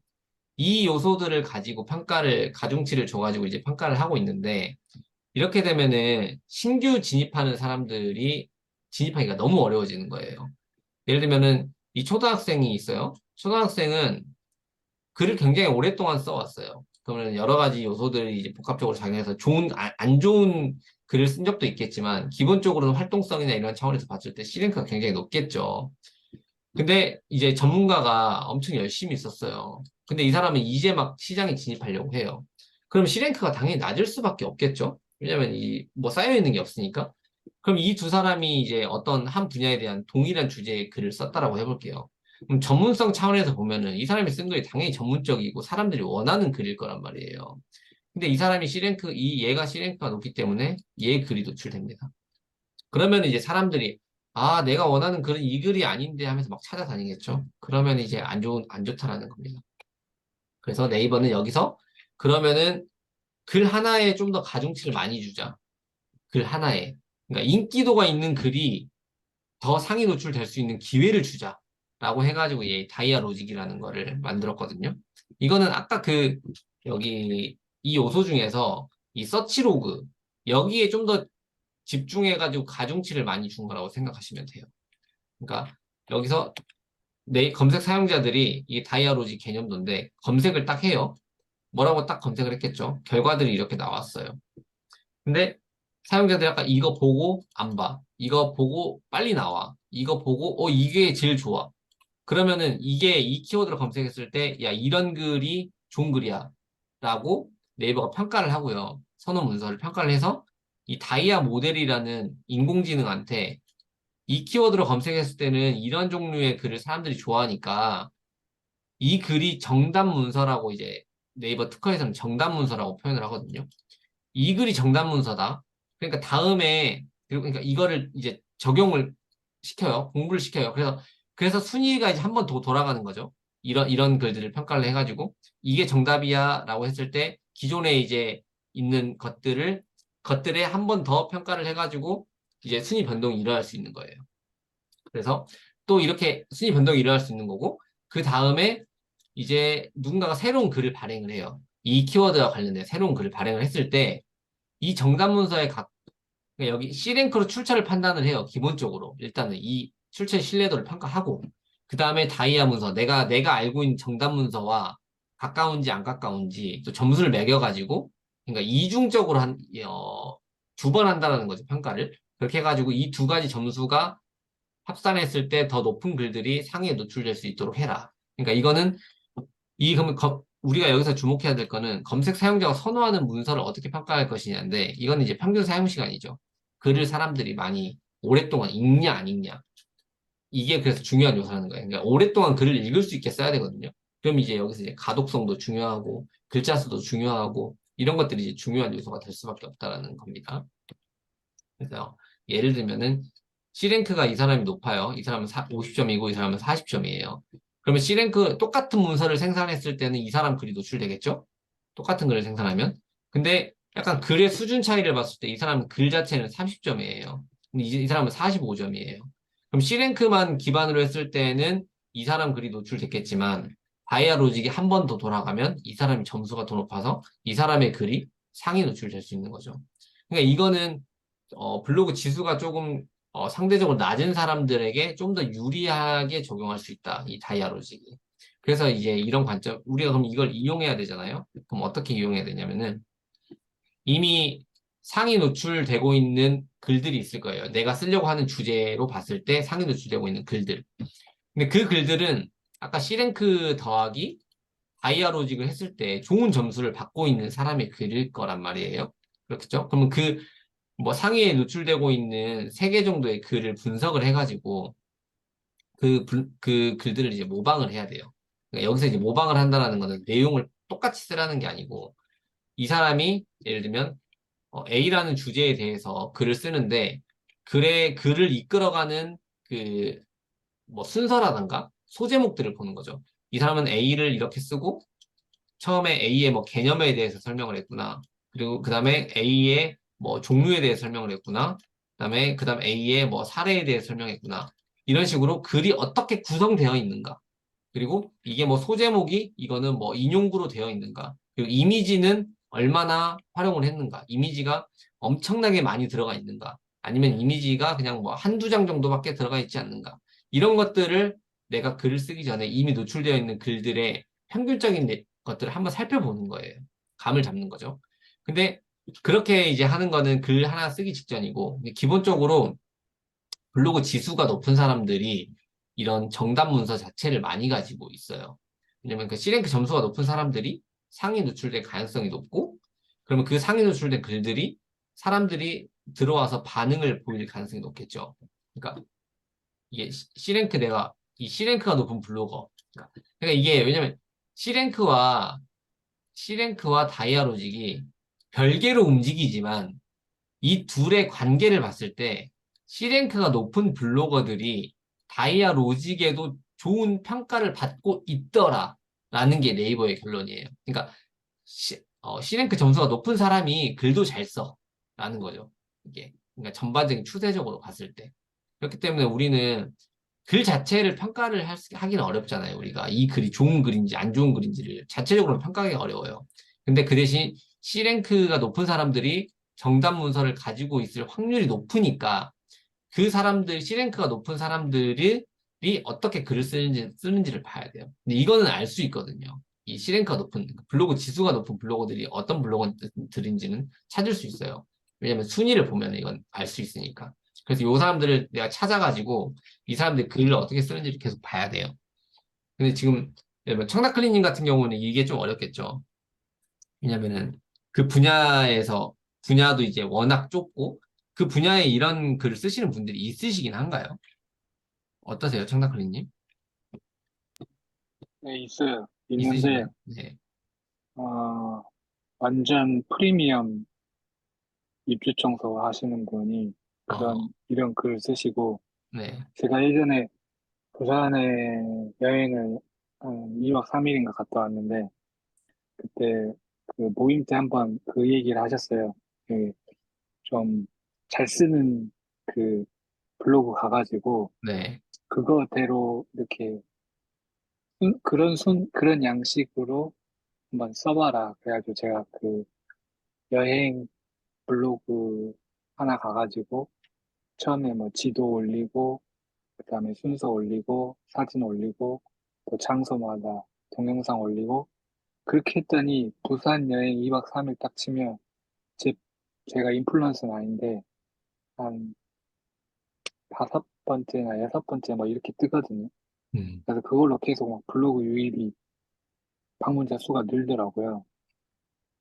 맞아요. 그래서 네, 그래서 이런 글이 좀 쌓이면 제가 아무리 뭐 글 안 써도 트래픽은 일정 부분 올라가는구나. 그렇게 느낀 적이 한두 번 있거든요. 네. 아, 제가 질문을 지금 잘 드렸다는 생각이 드는데, 아마 들으시는 분들이 이해를 못 하셨을 수도 있을 것 같다는 생각이 드는데, 스타크님이 딱 얘기해 주니까 좀 명확하게 이해를 하셨을 것 같다는 생각이 드는데, 그러니까 뭐 제 글이 정답 문서가 아닐 수 있지만 예를 들면 그러니까 이런 거거든요. 만약에 제 블로그를 누군가가 내 블로그를 벤치마킹 하려고 한다. 그러면은 어 여기 들어와서 최근에 쓴 글이 뭐가 있는지 모르겠는데 예를 들면 제 글이 이게 소액 임차인 우선 변제권 뭐 이런 것들이 이런 글들이 상위 노출되어 있는 글들을 봤을 때 그러니까 이런 걸 보라는 거거든요. 예를 들면은 이 사람은 여기 처음에 이미지를 이렇게 하나 넣었네. 그 다음에 서론에 뭐 이렇게 해가지고 뉴스 기사를 이미지로 넣었네. 근데 이 사람은 이미지에 이렇게 테두리를 놓고 뭐 형광펜으로 이렇게 표시를 했구나. 그리고 글자는 이렇게 쓸 때 자기가 강조하고 싶은 거는 색깔을 다르게 하고 진하게 해가지고 썼네. 그럼 이거는 이렇게 소제목들을 이렇게 넣었구나. 그러니까 소제목을 하나 넣고 내용 넣고 그 다음에 또 사진 하나 넣고 그다음에 뭐 여기 뭐 사례도 넣고 뭐 진하게도 하고 글자 좀 이렇게 하고 이렇게 이 사람은 이미지는 이렇게 다 시커멓게 테두리 넣고 아래다가 이렇게 뭐 이런 표시를 하는 형태로 운영하네. 이건 이미지를 직접 만들었네. 뭐 제목이 또 들어오네. 그리고 이게 여기 뭐 제목도 변제금 뜻 뭐 이런 이렇게 쓰는구나. 글자는 어떻게 진하게 하는구나. 이런 것들 이제 벤치마킹을 해야 된다는 거거든요. 그러니까 글의 내용은 둘째치고 이 포맷, 그러니까 이 포맷이 창에 노출되고 있는 글들이 정답일 확률이 높다는 거예요. 그래서 이런 것들을 내가 모방 블로그를 대여섯 개 정도를 추가를 해가지고 그 사람들이 글을 쓰는 방법을 보고 배워야 된다는 거죠. 그러니까 아까 그 청탁님 이야기하신 것처럼 여행 블로거들, 그러니까 이거는 또 주제를 많이 타요. 주제를. 여행 블로거들은 맨 여기 앞쪽에다가 여기 바로 링크 해가지고 뭐 지도 이렇게 들어가고 그 다음에 뭐 위치 정보, 주차장 정보 해가지고 뭐 이동하는 거, 그것만 사진도 다 놓고 이런 식으로 하기 때문에 그 주제를 또 타기 때문에 요런 것들을 많이 내가 봐야 눈썰미가 생기면서 아, 요건 요렇게 써야 되는구나라는 것들을 이제 캐치를 해낼 수 있다는 거죠. 그러니까 자주 보는 방법밖에 없어요. 근데 이건 결정을 해놔야 돼요. 모방 블록을 또 찾아야 되고 이따가 제가 과제를 드릴 때도 그 과제를 드리긴 할 건데 네, 이렇게 하셔야 된다 하고 이야기를 드릴게요. 다이아 플러스도 있는데 이거는 개념만 살펴보고 갈게요. 다이아 플러스는 첫 번째는 이제 구체적인 정보를 작성한 블로그의 글이 좀 더 좋다. 그러니까 이건 글을 평가할 때 좀 더 이제 추가적인 요소들이 적용된 거예요. 그러니까 예를 들면은 맛집 리뷰할 때는 뭐 메뉴, 가격, 위치, 뭐 주차 정보 등등등 굉장히 디테일한 정보들을 쓰고 있는 글을 좀 더 좋게 평가한다라는 관점이고, 그 다음에 사람들이 똑같은 단어들도 너무 다양하게 사용하니까. 예를 들면은 블로거들은 내가 일기 형태로 예를 들면 쓴다. 그러면은 댕댕이라고도 많이 쓰거든요. 표현을. 댕댕이, 냥냥이 이런 걸 많이 쓰잖아요. 근데 사람들이 검색을 할 때는 댕댕이 이렇게 검색을 하진 않는단 말이에요. 강아지 뭐뭐라고 검색을 하죠. 그러니까 이런 부분들에서 올 수 있는 오류들을 일치를 시키겠다라는 거거든요. 그러니까 댕댕이라고 검색하든 강아지라고 검색하든 이 두 가지 용어는 다 같은 언어니까 내가 뭐 두 가지로 다 검색했을 때 노출을 시켜주겠다라는 관점이거든요. 그러면 내가 이제 똑같은 단어를 쓸 때도 표현이 여러 개라면은 단어를 좀 더 이렇게 풍부하게 쓰는 게 훨씬 더 유리하다라는 거죠. 검색 관점이나 이 로직적인 관점에서. 그래서 이런 것들, 이게 다이아 플러스다라고만 생각하시면 되고. 그 다음에 지식 스니펫이 있는데, 지식 스니펫은 이거예요. 퇴직연금 지급 기준, 이렇게 검색을 하면은 여기가 이제 이걸 섹션이라고 하는데 이 네모 박스로 쳐져 있어요. 이거 직접 한번 보면서 해볼게요. 예를 들면 이렇게 레퍼럴 뜻이라고 이렇게 검색을 했어요. 그러면은 여기는 섹션이 지식백과 섹션이 가장 먼저 나오죠. 이 네모 단계 섹션인데 그 다음에 뷰가 나오는데 이걸 하면 안 되겠네요. 퇴직연금 지급기준 이렇게 검색을 해보면은 여기 지식 스니펫이 맨 먼저 나오죠. 지식 스니펫이라는, 이 박스가 섹션인데, 지식 스니펫 섹션이 가장 먼저 나와요. 이게 뭐냐면은, 네이버가 이 키워드로 검색했을 때, 본인들이 판단한 가장 정답에 가까운, 이게 짱이다. 이거 보면 너는 아마 너의 그 궁금증을 바로 해소할 수 있을 거야. 라고 정한 1등이에요. 1등 글. 근데 이게 정확하지 않을 수도 있잖아요. 그래서 이게 어떤 것들이 있냐면은 지식 스니펫은 신고할 수 있어요. 그러니까 이 지식 스니펫 박스에만 유일하게 이게 있거든요. 정보 오류 수정 요청이라는 게 있어요. 그러니까 이거 내가 검색했는데 네가 1등이라 네이버가 1등이라고 정해줘 놔가지고 이걸 내가 봤는데 야 이거 하나도 안 맞아. 라고 하면은 이걸 이렇게 신고를 하는 거예요. 이거 안 맞습니다. 이렇게 해가지고. 그러면 네이버가 이걸 또 반영을 해주는 거거든요. 그러니까 이런 것들이 사실 이게 뭐 내가 아닌 내 글 말고 다른 글들이 반영되면 내가 신고해버릴 수도 있겠죠. 의도적으로. 그리고 그렇게 해서 이 지식 스니펫은 짱이다. 여기에 걸리면은 최고가 된다. 그러니까 무조건 최상위에 노출된다. 근데 이건 어려워요. 여기에 들어가는 거가. 그리고 이거는 최신성보다는 정확성에 좀 주안을 두고 있거든요.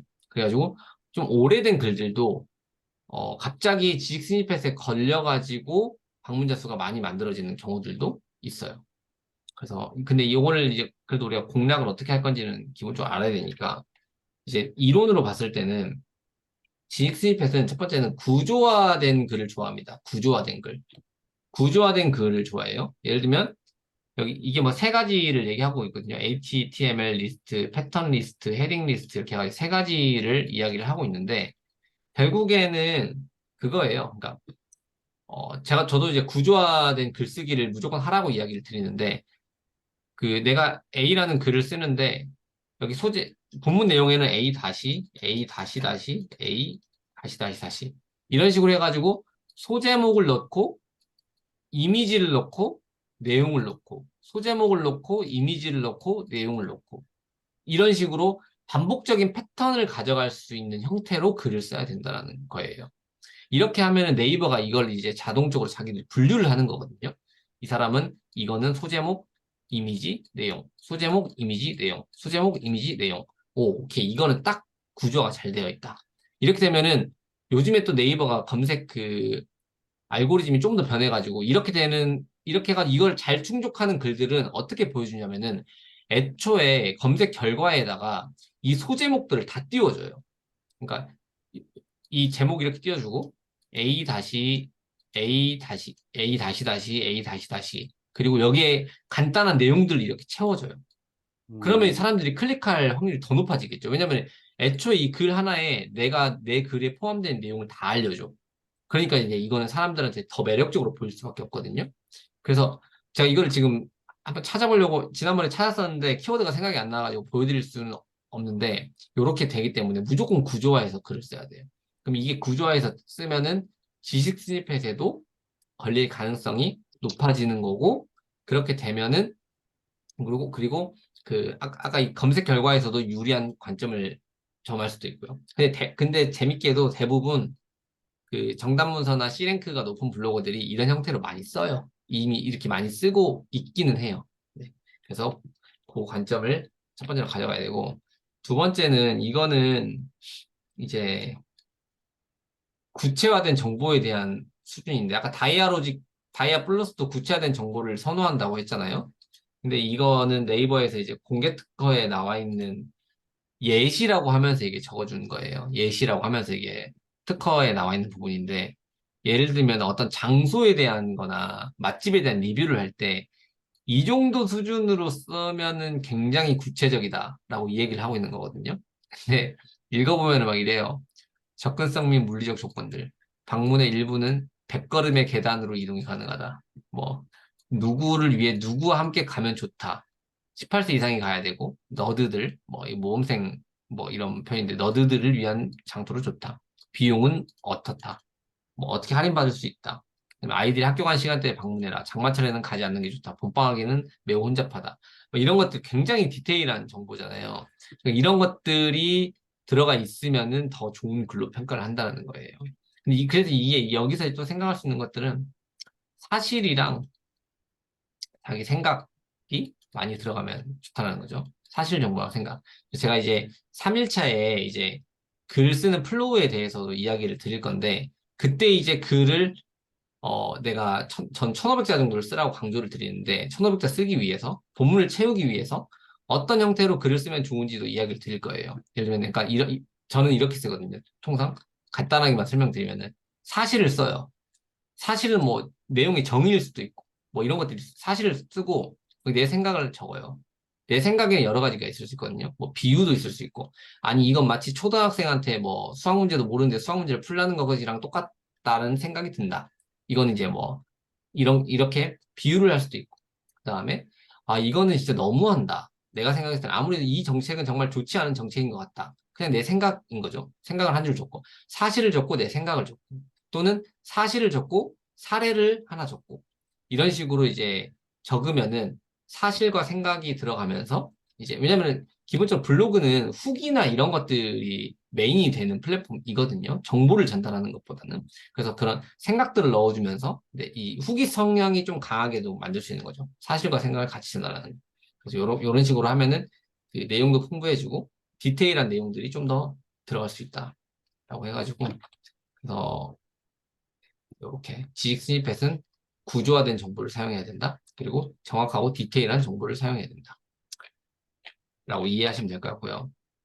마지막은 이제 스마트 블록이거든요. 스마트 블록은 이건 한번 보면서 또 해볼게요. 예를 들면 퇴직연금 이렇게 검색을 하면은 이게 좀 모호하잖아요. 퇴직연금이라고 검색하면은 넌 도대체 퇴직연금에 대해서 뭐가 궁금한 거니? 이런 거잖아요. 네이버 입장에서 보면 넌 뭐가 궁금하길래 퇴직연금으로 검색한 거야? 알 수가 없어요. 그쵸? 그래서 네이버가 야, 너 이렇게 검색하면 내가 정답을 주기가 너무 곤란한데? 근데 너가 너의 나이랑 뭐 연령, 나이, 성별, 지역 이런 것들을 봤을 때 사람들이 많이 관심 있어 하는 것들을 띄워줄 테니까 너가 이 중에서 선택해서 봐라. 그리고 그걸 이제 묶어주는 거예요. 이렇게 블럭으로. 이 퇴직연금으로 검색했던 사람들 중에 너와 성별, 나이, 지역이 비슷한 사람들은 이 글의 주제들을 좋아했다. 내가 이렇게 블록으로 띄워줄게. 그러니까 이 중에서 너가 원하는 거 있으면은 하나 찾아봐라. 이 블록으로 그래서 이렇게 블록으로 묶어준 거죠. 그럼 이렇게 되면은 이제 더 많은 블로그들이 노출될 수 있겠죠. 왜냐면 원래는 순서만 이렇게 딱 나열해줘 버리니까 랭킹으로만 무조건 들어갔는데 지금은 여기서도 1, 2, 3등, 여기서도 1, 2, 3등, 여기서도 1, 2, 3등, 여기서도 1, 2, 3등. 그러니까 굉장히 다양한 사람들의 글이 노출될 수 있는 기회가 생기는 거거든요.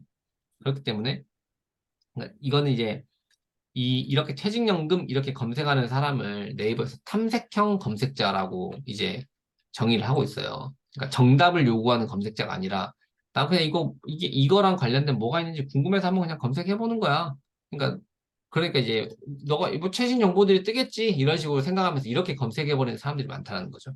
그래서 이런 검색자들을 위해서 네이버가 이제 이런 알고리즘을 마련을 한 겁니다. 그래서 이런 것들을 이제 내가 그러면 이제 이런 것들이 갈수록 많아지고 있어요. 이 스마트 블록으로 엮이는 것들이. 그래서 이것들도 잘 정복을 해야 되거든요. 그럼 내가 예를 들면 퇴직연금이랑 관련된 글을 쓰려고 했어요. 근데 이 스마트 블록에 들어가는 것도 쉬운 일은 아니란 말이에요. 쉬운 일은 아니에요. 근데 그러면은 내가 뷰탭에 노출시켜야 되니까 일단은 기본적으로 스마트 블록에 엮이지 않는 키워드가 뭐가 있는지를 살펴봐야 돼요. 그러니까 예를 들면 퇴직연금 지급 기준 이렇게 검색하면 스마트 블록이 나오지 않아요. 스마트 블록이 나오지 않고 뷰 섹션이 바로 나오죠. 그럼 여기에 내 글이 노출되어 그 랭킹 알고리즘이 돌아갔을 때 내 글이 제대로 노출되어 있으면 내 글로 바로 유입될 수 있다라는 거거든요. 그래서 이거를 이제 예를 들면 퇴직연금이라는 이거는 꼬리가 짧다라고 해가지고 쇼테일 키워드라고 하고 퇴직연금 지급 기준, 이건 이제 뒤에 뭔가 하나 따라오잖아요. 그러니까 꼬리가 길다고 해가지고 롱테일 키워드라고 표현을 하거든요.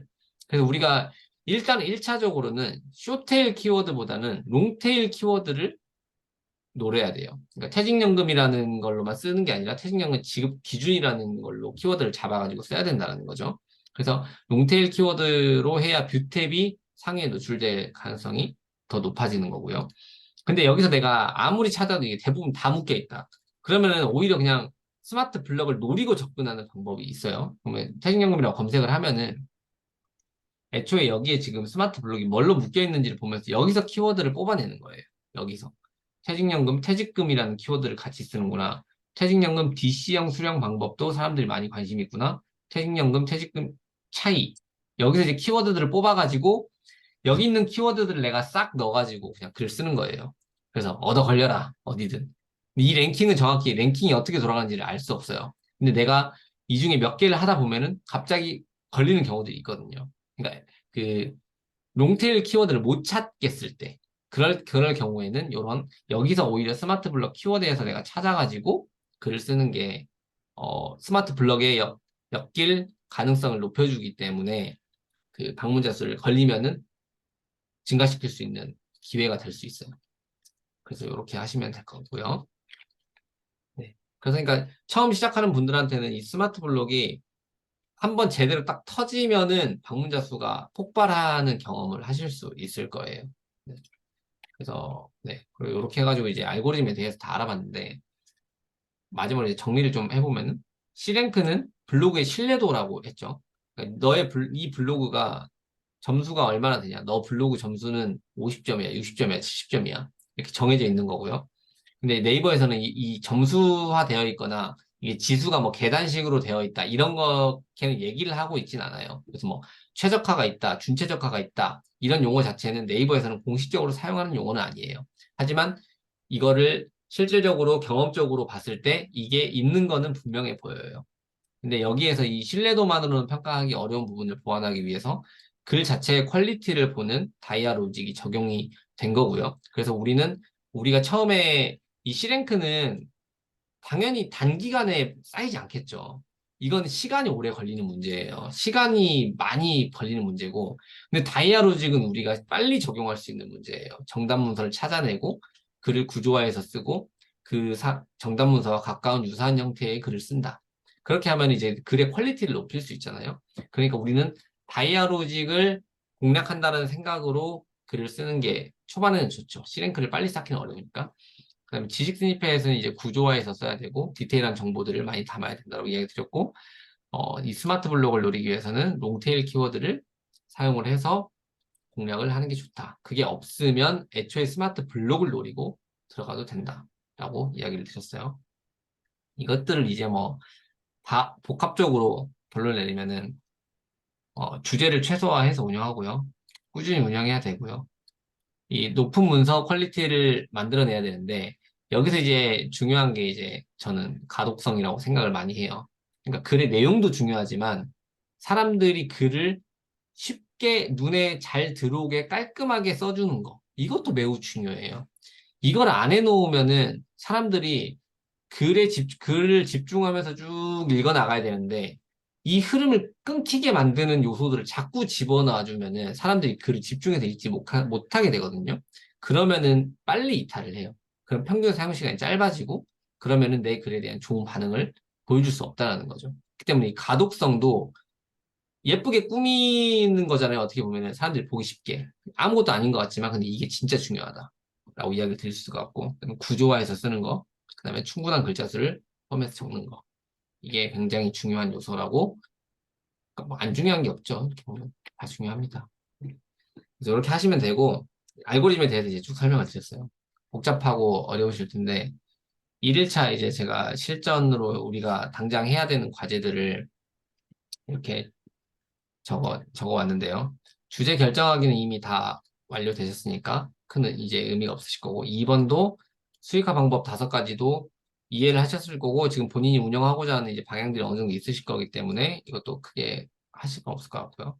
알고리즘은 오늘 공부한 것만으로는 아마 바로 이제 흐름은 이해가 되셨을 거라는 생각이 드는데 이제 뭔가 나의 그 완벽하게 이해하기는 쉽지 않으니까 또 경험을 통해서 반복을 통해서 더 숙달을 할 수 있을 것 같은데 근데 오늘 이거를 통해서 우리가 이야기할 수 있는 거는 다음에 제가 이제 그 글 쓰시면 피드백을 계속 드릴 거잖아요. 근데 그때 이제 이런 것들을 용어를 알아야 의사소통이 되거든요.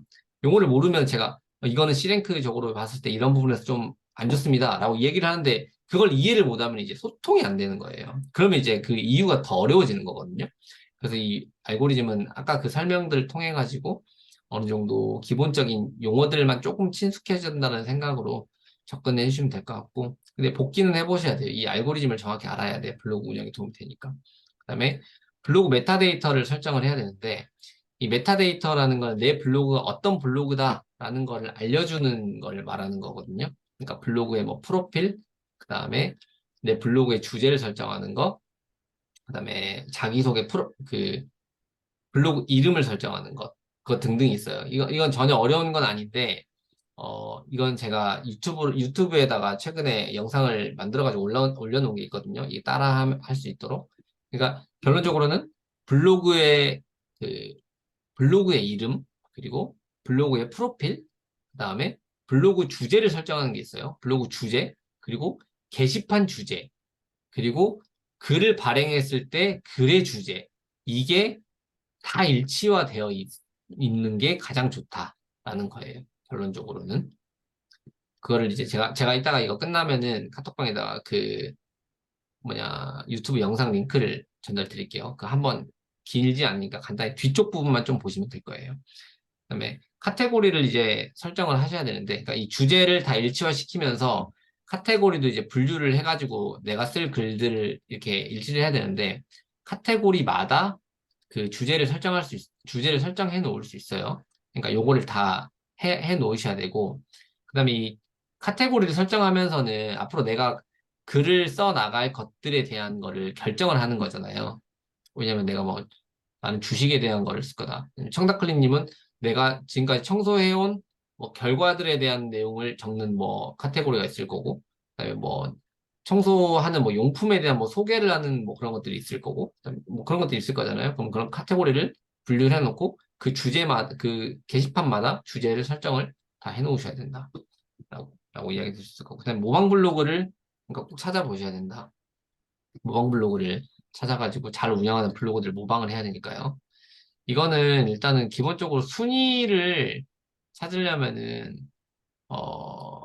네이버에 인플루언서 검색이라고 하면은 여기 네이버 인플루언서들이 여기 나오거든요. 그러면 여기서 내 주제에 있는 블로거들이 있을 거예요. 예를 들면 경제 비즈니스 들어보면은 나라라 일용화 뭐 이런 분들. 이런 분들이 이제 그 여기서 바로 나온다라는 거는 영향력이 세다라는 의미거든요. 그러니까 이런 데 들어가 가지고 이분들의 블로그를 들어가서 이분들이 글을 어떻게 쓰는지를 체킹을 해보세요. 나와 관련돼 있는 분야. 예를 들면 칼럼비니 같은 경우에는 어 뭐가 있을까요? 정책 쪽일 수도 있겠죠. 정책 쪽일 수도 있을 거고, 그다음에 존님 같은 경우에는 비즈니스 정보일 수도 있을 것 같고, 뭐 이런 것들 나와 비슷한 주제에 있는 사람들이 쓴 글들을 체킹을, 그러니까 여기 있는 블로거들을 몇 개 찾아가지고 이웃을 추가해 놓고 그 사람들이 글을 어떻게 쓰는지 그리고 어떤 키워드를 가지고 글을 쓰는지들을 이제 계속 자주 보면서 눈에 익혀야 돼요. 그러다 보면은 이 사람 한 일주일 전에 이 키워드로 썼는데 글 또 쓰네? 뭐 이런 것들이 보여요. 그리고 지난번 글이랑 비교해보니까 완전 거의 똑같이 쓰네? 이런 것들이 보이거든요. 그러면 이 사람은 이 키워드를 자기가 먹으려고 내려가면 쓰고 내려가면 쓰고 이렇게 하는 사람이구나. 이런 것들을 이제 제가 볼 수 있고, 그러면 이 시장이 어떻게 돌아가는지에 대한 감이 생기게 되거든요. 그래서 이제 이 블로거들 이웃 추가를 해놓고 계속 보는 거예요. 이 시장이 어떻게 돌아가는지. 그래서 이렇게 해가지고 이웃으로 추가해 놓으시면 돼요. 이웃으로. 그 질문이 있는데요. 네네.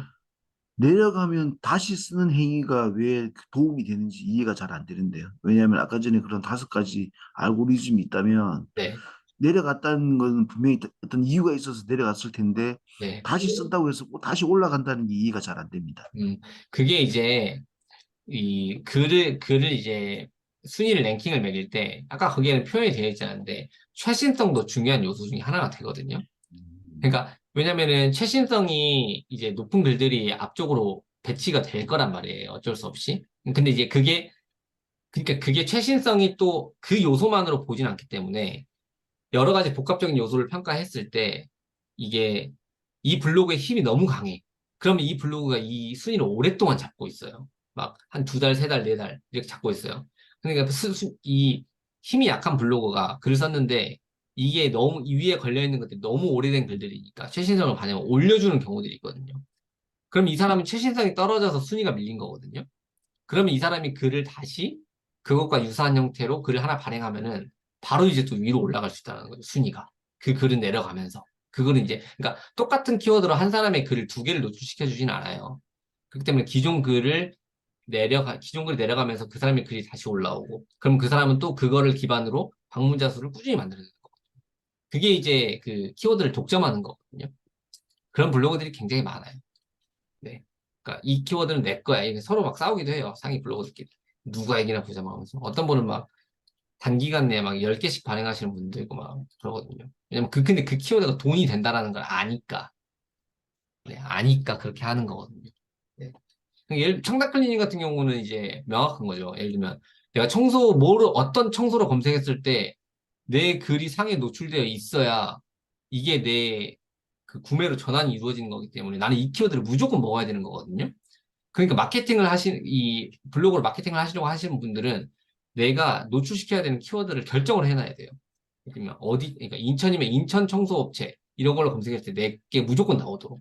그렇게 해야 이제 그 구매가 전환이 되는 거니까. 그러니까 키워드들도 내가 노출시킬 키워드들을 미리 결정을 해놓고 그것들을 상위 노출시키기 위해서 이제 노력을 또 하는 과정도 필요한 거죠. 네. 그래서 다시 쓰면 또 올라갈 수 있다. 라고 이야기를 드릴 수 있을 것 같아요. 네. 네. 질문 감사합니다. 그리고 이제 검색 등록하는 거가 또 있는데, 검색 등록은 그거예요. 내 글이 네이버 블로그에 쓴 글인데, 구글에서도 검색되게 하고, 다음에서도 검색되게 하고, 하게끔 하는 거거든요. 왜냐면은 네이버의 글을 이제 구글도 있고, 다음도 있고 하잖아요. 그러면은 구글에서도 이게 하나의 글이기 때문에 내가 승인을 해주면은 얘네들이 이 글을 이렇게 긁어갈 수 있어요. 이게 크롤링이라고 하는데 긁어갈 수 있는데 그러면은 구글에서 검색했을 때 내 글이 검색될 수도 있거든요. 그러면은 이제 이게 그 구글 같은 경우에는 한 번 상위에 걸리면은 엄청나게 오랫동안 상위에 걸려요. 그래서 이런 데 한번 딱 걸리면은 꾸준히 방문자를 만들어낼 수 있는데 이거 검색 등록이라는 게 내가 승인을 해줘야 돼요. 내가 내 글을 긁어가도 돼라고. 그래서 이제 요걸 해주는 과정이 필요한데 이거는 그 전자책에도 나와 있고 제가 이따가 제 블로그에 적어놓은 글도 있어가지고 그 링크를 전달 드릴게요. 그러면은 그거를 보고 검색 등록을 하시면 돼요. 어렵지 않거든요. 금방 할 수 있는 것들이어가지고 그래서 1차 과제라고 이제 적어놓기는 했는데 이것들을 그러니까 다음 주에 이제 본격적으로 글을 쓰기 시작하기 전에는 이번 주 중에는 이 과업들을 하셔야 됩니다. 이 과업. 메타데이터 설정하고 이런 것들을 하셔가지고 어, 완료 여부를 알려주셔야 돼요. 금요일까지는 알려주시면 제가 매일 이제 과제를 내드릴 건데 이것들을 다 완료했다라는 거를 뭐냐 카톡방에다가 알려주시면 될 것 같아요. 저 이거 완료했습니다. 1차 과제 뭐 완료했습니다. 목록은 제가 거기다가 띄워 놓을게요. 목록은 해야 되는 과업들을 그렇게 해주시면 될 것 같습니다. 그래서 이렇게 해가지고 일단 오늘 1일차 강의 내용을 다 전달을 드렸습니다. 늦은 시간까지 강의 들으시느라고 수고하셨는데, 혹시 이해 안 되시거나, 제가, 이게, 또 하다 보면 이게 제가 시간에 자꾸 쫓겨가지고, 오늘 또 좀 더 늦게 시작해가지고, 말이 빨라지고, 그러다 보니까 설명이 좀 부족하고, 디테일하게 설명드리지 못한 부분들도 많이 있을 수 있거든요. 제가 그때 이야기 드렸잖아요. 이렇게 해가지고 이제, 다 이해되셨죠? 이렇게 얘기하면은, 아, 네. 이게 다 하시는데, 실제로는 그렇지 않으신 경우들이 있을 수도 있어가지고, 음. 이해 안 되시는 부분들은 계속 질문을 해주시면 됩니다. 그 아까 전에 한 달 동안 정지 먹었다가 이제 그 기간 동안 전자책 만들었다 그랬는데 네. 한 달 정지 먹고 블로그 운영 회복이 가능한가요? 그게 저는 네. 상당히 어, 인플루언서 그 경쟁도 치열하다고 아까 전에 말씀하셨는데 네. 궁금합니다. 그러니까 그때가 이제 많이 떨어졌죠. 확 떨어졌었거든요. 근데 회복은 가능했어요. 왜냐면 저는 이제 거의 전업으로 하고 있고, 그 다음에 이제 이거를 밥줄여가지고 살릴 수밖에 없었습니다. 일단. 근데 이거 수치적으로도 봤을 때 확 떨어지긴 하거든요.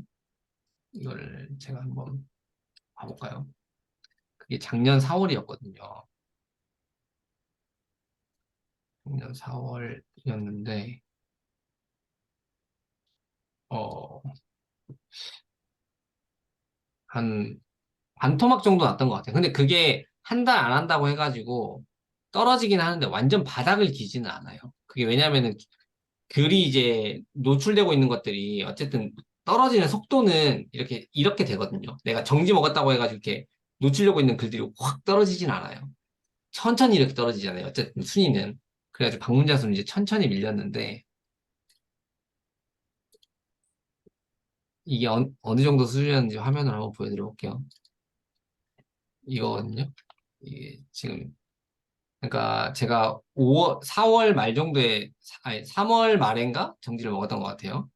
그래서 원래 이렇게 월간 기준으로 봤을 때 33만, 30만 이렇게 들어왔었는데 4월에 이제 여기서 푹 꺼지죠. 13만으로. 한 반의 반토막 정도 났네요. 이렇게 푹 꺼지고 그 다음에 이제 다시 5월부터 이제 조금씩 이렇게 다시 올라가는 모습을 보이죠. 그러니까 이게 여기 또 떨어졌네요. 네, 그러니까 이게 단기적으로는 이렇게 하는데 이게 결국에는 근데 이게 블로그 하다 보면 현타가 오는 경우들이 많아가지고 이게 기복이 심할 수밖에 없어요. 네. 하다 보면 진짜 글쓰기 싫은 날도 많기 때문에 근데 이제 꾸준히만 하면 이제 결국에는 이제 우상향으로 올라가긴 하죠. 이게. 갑자기 팍팍 뛰는 경우들도 이렇게 있고 어느 정도 회복이 되니까 이제 또 뛰는 거고 그렇게 되더라고요. 네. 완전히 죽지는 않습니다. 블로그가. 그래서 저는 항상 벼랑 끝에 서 있는데 저는 뭐 벼랑 딱 떨어지면 이제 아웃되잖아요. 그래서 근데 그 리스크를 항상 짊어지고 광고도 하고 그러니까 광고를 하면 좀 더 조심스럽게 하고 하긴 하는데 근데 또 떨어져도 그때 되면 이제 블로그 떨어지면 유튜브 열심히 해보려고 생각하고 네. 이게 또 뭔가를 제대로 하려면은 뭔가 하나를 멈춰야 제대로 할 수 있는데 그걸 멈췄을 때 이제 돈이 없어지는 두려움이 있기 때문에 못 멈추는 거잖아요. 사실 직장 생활도 마찬가지긴 하잖아요. 내가 직장 생활을 그만두고 내가 유튜버를 할 거야. 그럼 직장 생활 당장 때려치면은 돈을 못 버는데 유튜브를 대충 할 수는 없겠죠. 엄청 열심히 하겠죠. 그러면 직장 생활을 다니면서 유튜브를 하는 것보다 훨씬 더 빠르게 잘 할 수 있을 거라고 생각을 하긴 하거든요. 지금 저는 블로그도 하고 유튜브도 하고 뭐 인스타도 하고 막 이걸 막 다 하다 보니까 욕심이 많아가지고 그러니까 이제 어중이 떠중이처럼 되는 것도 없진 않거든요. 다 뭐 하나 제대로 집중하지 못해가지고. 근데 이제 평타만 치는 거죠. 조금씩 조금씩 아주 시간을 복리로 활용한다는 생각으로 조금씩 나는 성장해 나간다. 라는 생각을 하고 있습니다. 근데 블로그가 죽으면 다른 게 올라오겠죠. 왜냐면 거기에 더 에너지를 쏟아부을 수밖에 없으니까. 그렇습니다. 완전히 죽지는 않았다. 결론. 네. 그래서 이제 근데 그 안전장치를 마련하려고도 많이 했었어요. 딱 떨어지잖아요. 그러면 이제는, 이거 죽으면은 로그인도 안 되는 건가? 안 해봤기 때문에 모르거든요. 로그인도 안 되는 건가? 그럼 내가 그동안 써놨던 글들은 다 어떻게? 나 2300개 썼는데, 그럼 아예 그거에 대한 접근이 안 되는 건가? 그런 생각이 드는 거예요. 그래서, 이거를 백업을 해놔야 되겠다. 그래서 글 자체를 뭐 복사를 해놓든가, 뭐 어떻게 해놔야 되겠다는 생각이 들어가지고, 그 작업도 조금 초반에 했었는데, 너무 위험하다고 생각 들어가지고, 그것도 귀찮아가지고 지금 다 못 해놨습니다. 하긴 해야 되겠죠.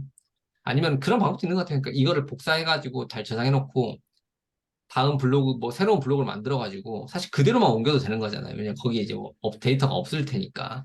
그러면 그냥 옮겨 적기만 해도 또 블로그 하나는 굉장히 빨리 키울 수 있지 않을까? 라는 생각도 들어가지고 근데 아직도 안 해놓고 있는 상황입니다. 그래서 긴장감이 없는 거죠, 제가. 네, 그렇습니다. 네. 또 질문 있으신 분 있으신가요? 아무 질문이든 편하게 해주시면 됩니다. 내일 AM5님 11시고요. 맞죠? 네. 그 다음에 내일 준비할 거 있나요? 네. 그 1대1 면담할 때 준비할 것들, 뭐, 준비 미리 생각해 볼 것들, 이런 거 있을까요?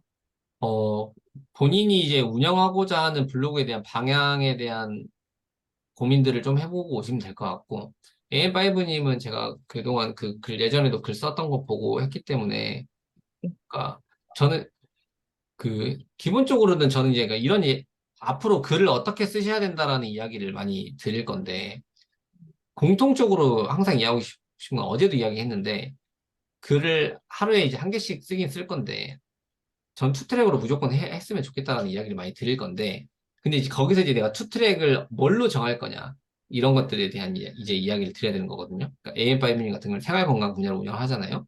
그러면은 내가 원트랙 그러니까 내가 굉장히 쉽게 쓸 수 있는 글은 어떤 주제로 쓸 것이며 그다음 내가 좀 더 고민해가지고 키워드를 분석하고 이렇게 해가지고 쓸 글들은 시간이 들어가는 글은 어떤 주제로 쓸 것이며 이거에 대한 빈도를 어떻게 할 것이며 이런 것들에 대한 이제 이야기를 하고 앞으로 이 방향으로 글을 좀 써나갔으면 좋겠다. 뭐 그다음에 수익화에 대한 생각들을 이제 공유를 하면은 제가 조언을 드릴 수 있으니까 그런 것들을 이제 정해야겠죠. 나는 이렇게 블로그를 운영하고 싶다라는 청사진이 좀 있어야 제가 이제 조언을 드릴 수 있는 거고 그거랑 이제 질의응답 그리고 현재 블로그에 대한 진단을 제가 하고 가니까 어쨌든 그동안 글 쓰셨던 것도 보면서 이런 것들은 좀 마이너스 요인이 될 수 있으니까 개선을 해야 된다라는 부분도 기본적으로는 이야기를 드릴 건데, 블로그 운영에 대한 방향성이랑 질문하시고 싶은 것들 위주로만 준비를 해 주시면은 제가 블로그를 분석을 해보고